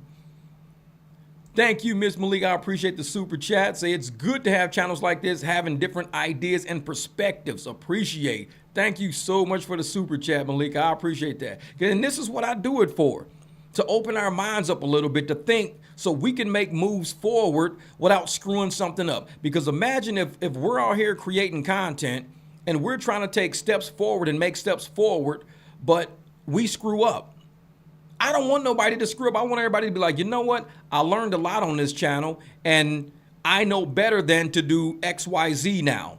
I'm going to mix my channel up a little bit. I'm going to do some live streams in there. I'm going to do, talk to people directly. I'm going to answer questions and stuff like that. I'm going to be an actually engaging channel instead of just a channel where people just drop content and run off and hopefully get views so they can get money out of it. YouTube is cracking back on all that stuff. And I know something strange is going to happen with that. I could just feel it. I'll feel it. Wait a minute. I was in one of these chats. Wait a minute. Where was I at? Okay, it wasn't that chat. Oh, it was that up there. Never mind. I see what I was doing. I see you. I can't change that. Wait a minute. Can I? Let me see something. Nope, can't change it. All right, never mind. I was just trying to see something. Yeah, but all these demonetized videos, crazy. I'm trying to see there was another one that I watched that was like super nuts. I was like, damn. It wasn't that girl's. Was it this girl's? Let me see. And when I go and click on that, it opens up to I think it said inauthentic. Yeah, inauthentic content is what it opens up to. Which, you know what? I clearly, we all know that the AI is going ape shit. I don't really care anymore. I don't really know what to do right now, because this is going to potentially ripple through, because if it's associated accounts now, that means my side channel and any other channels that are potentially associated with me could be up on the chopping block as well. And that's what a lot of people don't realize. I've got 4 other channels, so if they screw up any one of my channels, all of my channels disappeared. So that's why I don't even post on my smaller channels. People's like, why don't you build them other small channels? Why don't you work on those small channels? They're not monetized yet. So if I do something on one of those channels and they say this channel is not, eligible for monetization, that affects the channel that's already monetized already. So my small channel can turn around and ruin my big channel by saying, Jeff, just put all your reviews over there. And people say it all the time. Jeff, just do all your reviews on one channel, bro. Take all this stuff over to the other channel over there and do it over there. They're about related channels. If I did it on my JWise Live and it said you're not eligible for monetization, it kicks all my channels now. Now MicDrop Barbecue just goes straight to the hole because I tried to move everything to another channel like somebody said, and I never do. I never did it. From day one, people been saying, take it to the other channel. I was like, nope. Dude, just move it to that channel. Nope. I've always said nope. My channels are nope, I'm not doing it. If I do it, I'm doing it right here. Man, you're gonna mess this channel up. You're gonna do this, you're gonna, nope. And she just said it. It screwed all her channels up because one of them got kicked. I'm tired. It wears you out. It wears you out. It wears you out. I know I'm laughing because this is like the last thing I really needed. Because just to give you guys perspective, I'm kind of drowning in it IRL right now. Like my this past month, my cat Sniper was having health issues, but she's doing better now. But she gave us a scare because I thought I was gonna have to put her down. Real life. My grandma recently, who is sort of like my mom, she got diagnosed with dementia. Mag's mom is currently ill right now, and we're dealing with that as well. And then Mag's channel got demonetized, and now my channel got demonetized, and I just... Yep. I need to walk away for a while. My mental health isn't the best right now. For very obvious reasons. But I need to walk away for a bit because clearly this platform does not want me here, which I already kind of knew that. I wasn't making like the great, because you hear about other YouTubers, I make so much money. I wasn't making that much. Not as much as like other fucking creators. But I was, it was going to be okay if, Mag's channel got lost. I could at least supplement something, but now clearly I can't. And that's the thing, Neil, what you just said. This is why you find some content creators who go off from YouTube and take a break from social media. When I came back and did that video about me being gone for 7 days, and I built my damn patio, I welded my motorcycle, I had all of these videos that I was doing real life, like she said, in IRL, in real life. I was doing all of this real life stuff that I was putting on a back burner. That's who I am. And I'm like a welder. I like to weld on my motorcycle. I love my motorcycle. It's my project. I built that thing from basically a stock bike. It was bone stock when I got it. Now it's got a big ass tire on it. It's got air ride system. It's got LEDs. It's got a stereo system on it. That bike is crazy. And I did it all right in my garage. That's my real life. And sometimes you get sucked into this YouTube, trying to stay in the algorithm, trying to get a view, and you forget about your real life. Jeff, you got a badass bike in the garage, bro. What are you doing? Man, I just got to get 1,000 views. You got a badass bike in the garage. Why are you chasing views on YouTube when you got a badass bike just sitting there waiting to be ridden? You got a nice ass Jeep sitting out front. Take the tops off and cruise through the city. I got shit at this house that people are working hard to get, and I just got it sitting here to be on YouTube. Like I tell folks, like she said, it's mentally draining, which is why when I'm away from YouTube and I haven't been posting a whole lot lately, it's not because I don't want to hang out with you guys. It's because I want to figure out what YouTube is doing. Why are they destroying people's mental health over a few pennies? Because they can always tell somebody, like she said, I don't think YouTube likes me. They can always tell somebody, hey, change your content a little bit because it's kind of looking a little repetitive. That way we don't demonetize you. They're not doing that. They just let you wake up and it's like, your channel is ineligible for monetization. What do you mean? I woke up to this shit. I've been monetized for 2 years. I wake up to this. I'm relying on that money. Just like being on Uber, being on Lyft. You drive for 6 days straight. You got $1,800 sitting on the account. You wake up on day number 7, ready to drive and make money. Your Uber account is locked. For what? Somebody complained about you 3 weeks ago and said you made a left turn without using a turn signal. So this is for safety. You telling me 3 weeks ago somebody complained today, and instead of y'all contacting me and getting my side of the story, you locked up my account and now I can't get my $1,800 to pay my bills? Yep, that's how it works. YouTube and Uber and Lyft doing the same shit. They're doing the same shit. Same shit. And I tell folks all the time, man, if you don't have a plan B, if you don't have a way to get around it, if you don't have a way to think through it, like I said, I'm going to always drop, like I said, I'm going to keep dropping my Patreon right in the chat. And when people say, why you keep dropping your Patreon? In case somebody says, bro, I see exactly what you mean now. For 16 cents a day, 3 nickels in your couch. For 3 nickels in your couch, you can support a creator who's willing to keep dropping game, keep dropping knowledge, keep bringing you the real, not bringing you no bullshit, always keeping it at an adult level so we can succeed. Through all the people who are trying to hold us down, we can get through it, but we got to mentally plan. We got to understand the game. Like this lady says, she's so mentally exhausted, she's just ready to walk away. I need to get away. I'm exhausted. I'm mentally exhausted. Same with the Chinese dude. I'm giving up. I'm giving up. I'm done. This is the end. I'm giving up. It happens. It happens. And these are average, everyday people who just want to do business. They don't want to do nothing shady. They're not hustling nobody, nothing like that. Real people. And things are happening to them. And y'all just got to realize when I'm bringing this type of content, when I'm bringing this shit out to y'all, I'm dropping this because I don't want it to happen to you just like I don't want it to happen to me. I am getting my mailer list together, uberjeepaz@gmail.com. Shoot me an email, say, hey, put me on the mailer. Put me on the mailer. Okay, cool. You're on the mailer now. You're on the mailer. That way you don't got to worry about YouTube notifications. And on the mailer, I can let you know when I'm going live. On the mailer, I can let you know when I drop the video. You don't got to worry about YouTube. YouTube, we're doing everything we can do to make sure they stay off my channel and out of my way.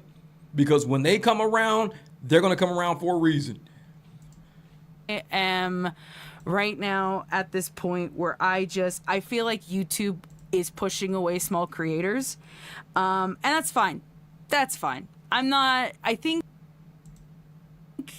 think what I'm trying to say is clearly YouTube is no longer the future for anybody who has creative endeavors.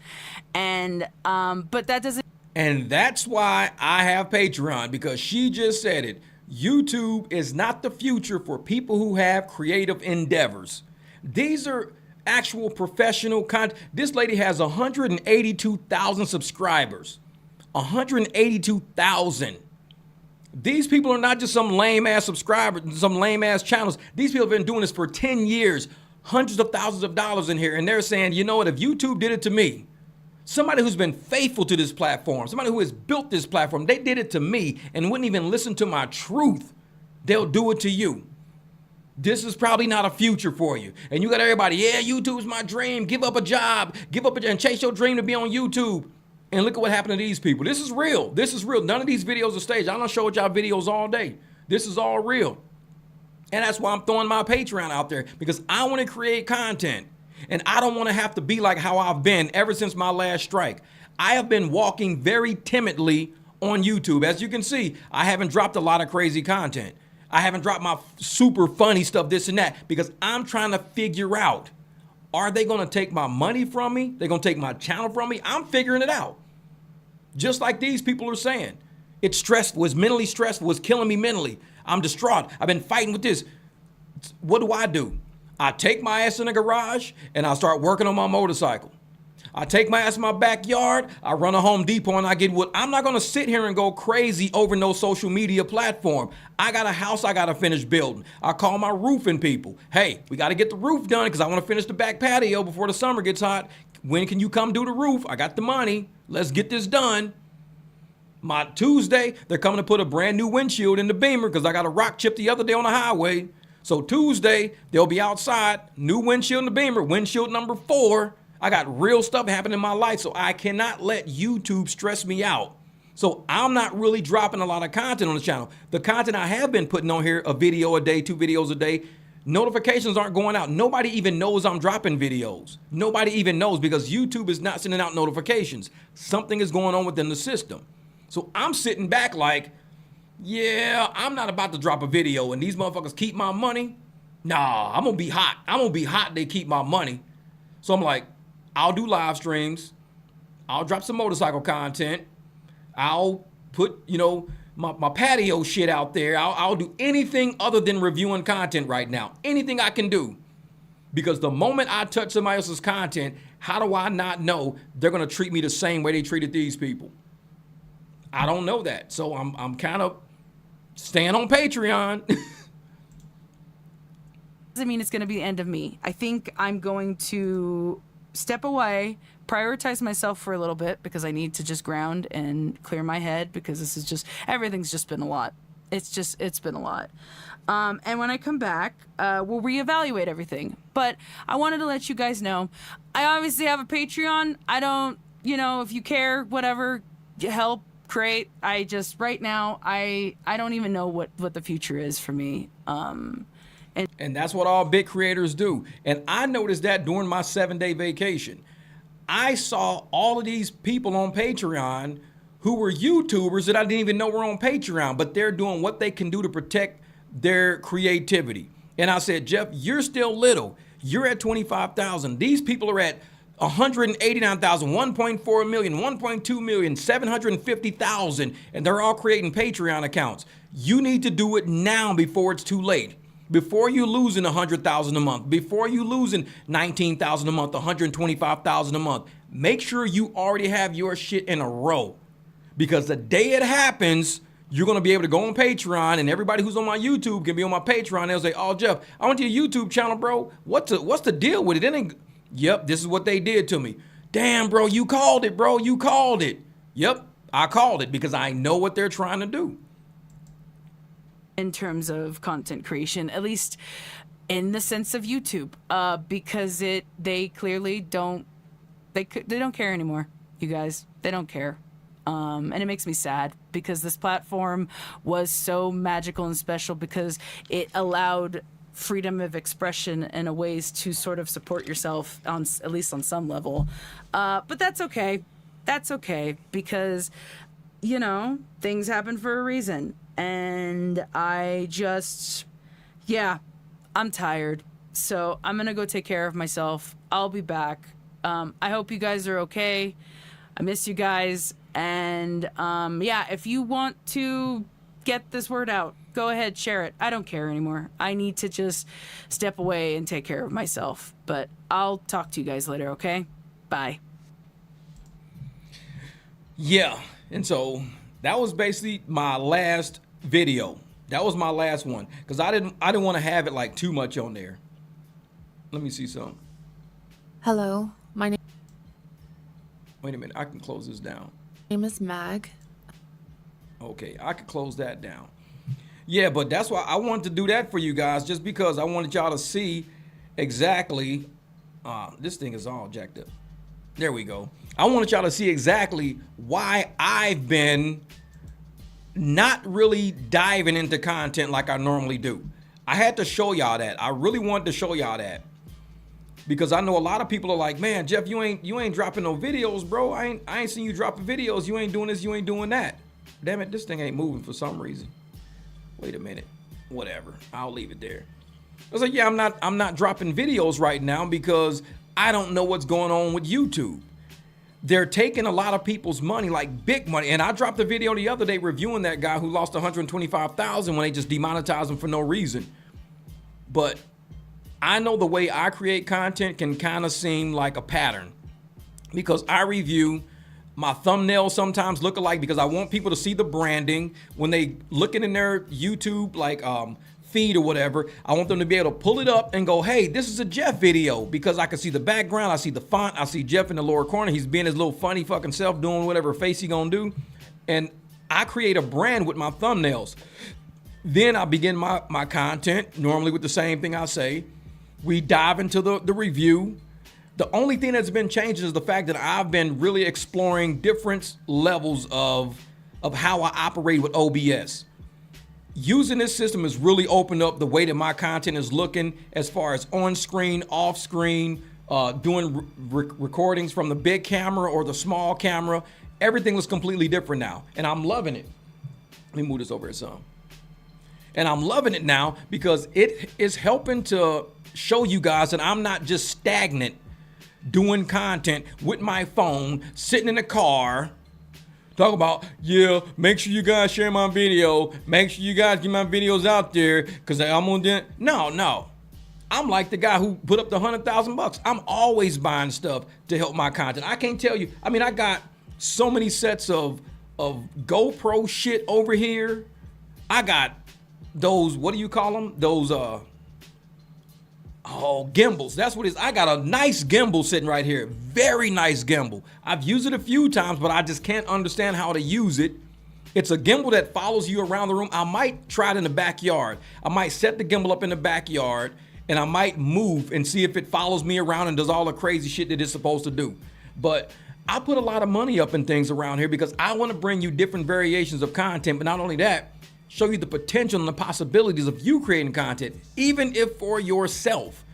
You don't have to do it for the content creator ability, but you might want to do it, let's say, to start a business doing weddings. Say, I'm going to film a wedding. Because you can make more money filming a wedding than you can make doing a YouTube video. A YouTube video, you might get 30, 40, 50 bucks for it. A wedding, you might get $1,500 to film this wedding. Say, film my wedding for me. We'll pay you $1,500 a day. I guarantee even the great YouTubers, $1,500 a day is good money. And you'd be like, oh, I saw Jeff using his gimbal and I saw him use this Nikon and use this other 4K and he uses OBS, he uses a laptop. I'm gonna run a wedding filming company with that. Why am I doing YouTube videos? His videos look amazing. And so these are the cameras, yeah. That's the gimbal, yeah. The microphone, yeah. Then why the fuck would I do videos? Why don't I just do weddings things? I could do a whole wedding. I could do parties and bar mitzvahs and whatever else I can do. Quinceañeras, I can record all that shit. Why am I doing YouTube videos? Because if Jeff can make a YouTube video look that good and he doing that shit for $20, I can get $1,500 from doing weddings. And that's why I do content the way I do it, to give you ideas on business, even if I don't do the business. Just like with Nia. She's got candle clients now. I do candle content, showing people how easy it is to make it. I don't even have mine burning tonight, but it's showing people how easy it is to do candles. And we use that little bit of knowledge to make money with. And I'm one of those people. I'm just like, you know what? I don't mind sharing knowledge with people. I don't mind seeing what I can do to help you get money in your pocket so you can take care of your family. And as long as, the content creation supports me, then that keeps me making videos. I don't have to be outside. Like tonight, I got to go outside and I got to make money tonight because, like I said, I'm not dropping a lot of videos on my channel right now. So I'm out drumming up clients. I'm drumming up, new business and things like that. So that means I got to go out, basically market myself and be out the house, because dropping videos, I'm not about to lose that YouTube check that I got coming next week. I'll lose that. Oh, trust me, I'm gonna be pissed. So I'm kind of chilling with content right now. It's like, once that check hit the account, I feel a little more comfortable. I'm like, all right, we can kind of step out a little bit, step out of our comfort zone a little bit. But just the fact that you guys are supporting me on the Patreon, the fact that you guys are out there, let me put this back in here. I'll do like that. The fact that you guys are out there supporting me on the Patreon, showing, I'll move it this way some. Oh, that's not what I want to do. Why does it keep doing that? Where in the hell is it locked? Something is locked on this screen and I can't grab it. What the hell? Oh, is this? All right. That's better. All right. All right, that's better. That's a little bit better. Yeah, but I just wanted to make sure, the way that I wanted to come in and do content tonight, I wanted to make sure that I let you guys see a little bit of my thought process behind the scenes on why I'm not dropping a lot of content, why you don't even really see me in a lot of content. I'm trying to remain hidden right now, at least until my YouTube money hits. Once my YouTube money hits, I'll come outside a little bit more, but I'm in the process of doing my summarizing my house, getting everything done before the heat rolls in. I got to take care of the cars out front, so I might do a Jeep video showing you guys how I get the top off. I've done a video of it before, but I might do it to where I'm going to take the top off and cruise it, and I'll record it, and I'll probably put it on Patreon. I don't know. I'm thinking about it.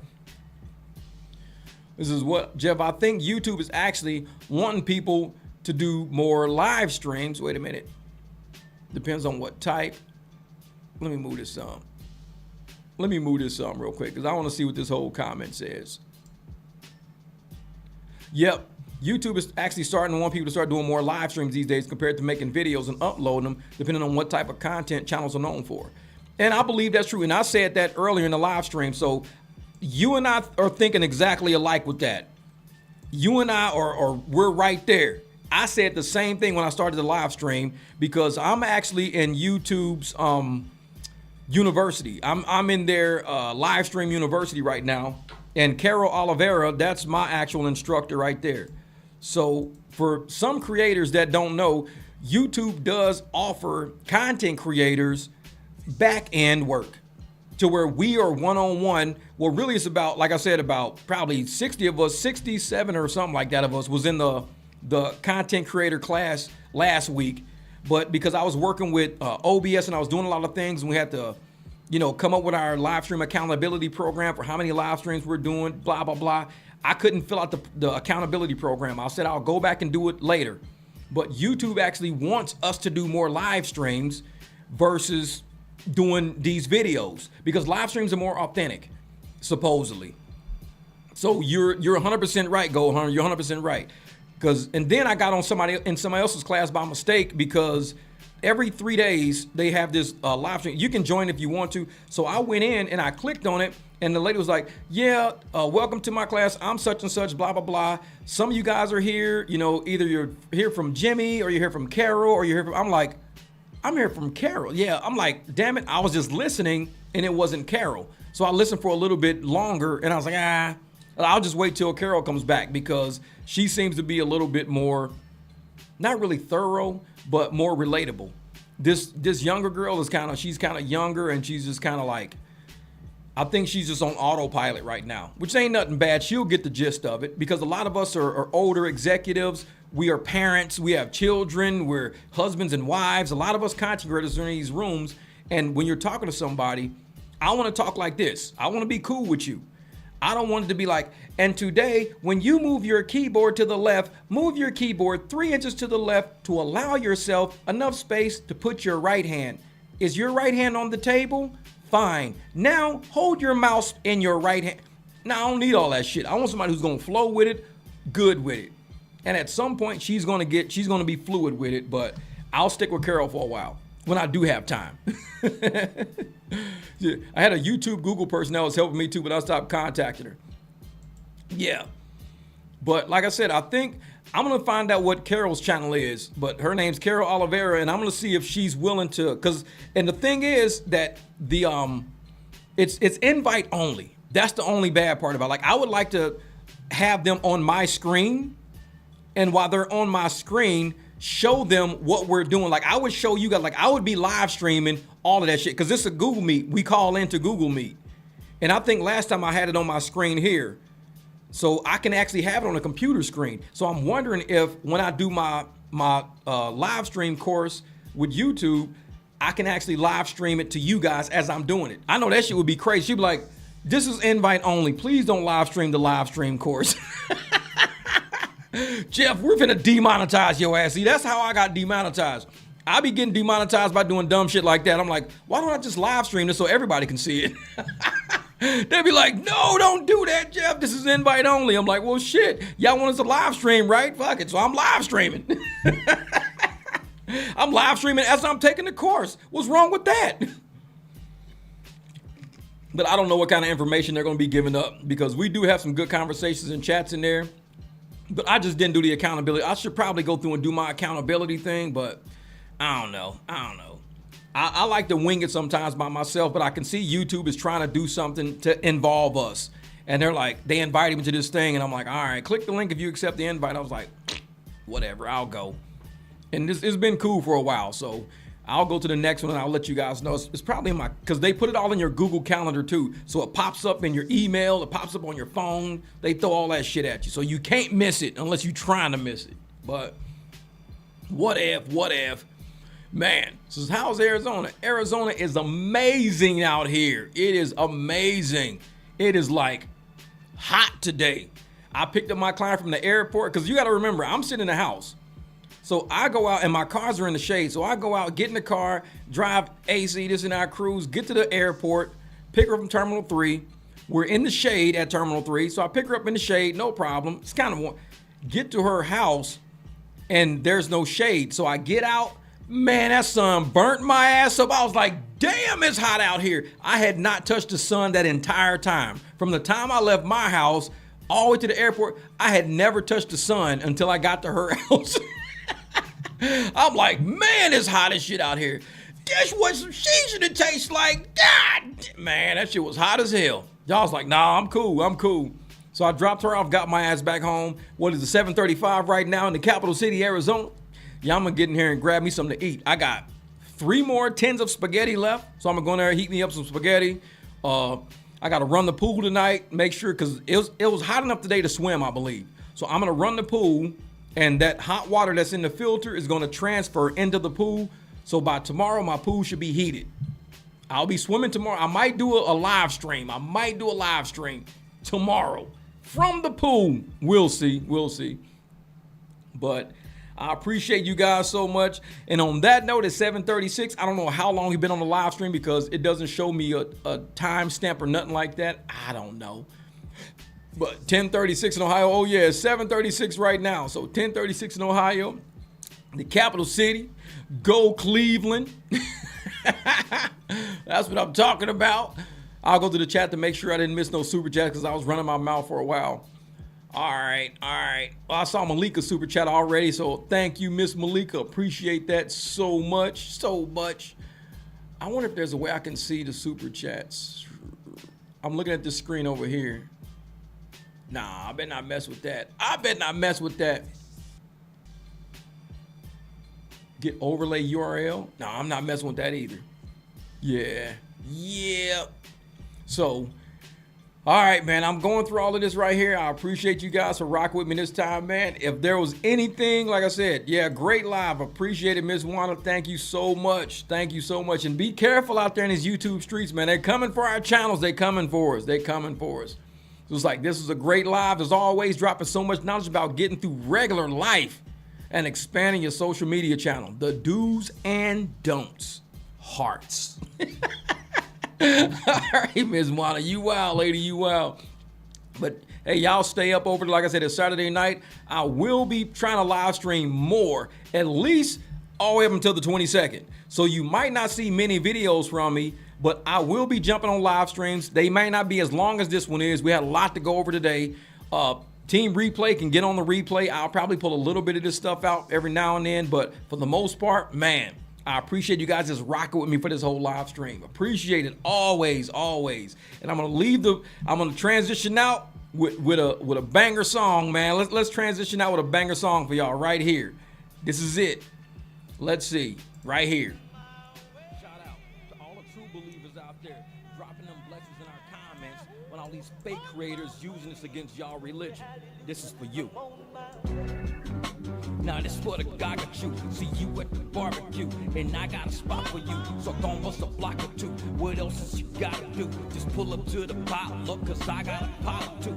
And I got a lot of crew, and I got a lot to do. These chickens sitting simmer now, so I'm about to throttle through. The latest model you would do is still kinda bother you, but nobody's stopping you. I'm preaching that gospel, woo. My pop was still popping through. The cops are still watching through. The prophets on the block was shouting loud like the guy got you. They spitting the rituals and giving the signals. Religion getting spiritual, we getting residuals. The prophecy cyclical and poverty cyclical. See, dad leave, kids grieve, mamas need miracles, and I'm getting sick of you. The hood done went digital. These cameras all around, so it's easier getting you. The fiction that you spitting getting seriously critical. It's trash, like your ass on a minstrel. The coke about to bench you. The clan wanna lynch you. The evidence of penance hella strong with the stench too. The barbecue I'm grilling for the women women and men too. Your hands up in the sky when the spirit's within you, and you just wanna give it to the Lord. You done been through the droughts that you went through,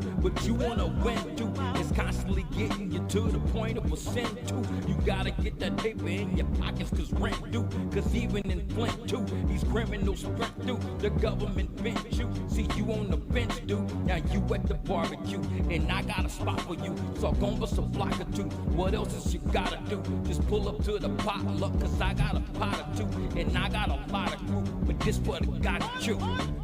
We the other true.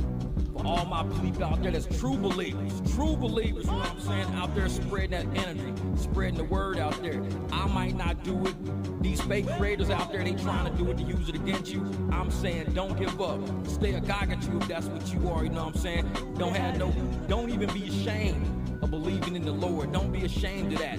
Do what you do. Don't worry about us. We just out here creating content, having a good time. But do not let nobody use that against you. You gotta peep that out for yourself, you know what I'm saying? We at the barbecue and this is how we get down. Okay, guys, look, come through. God was coming. It was coming through. People watching my stuff. We the other true. It get hot in that kitchen, boy. But you still gotta cook. And guess what? People gonna be coming with plates out. And they gotta be fed. You the chef, dog.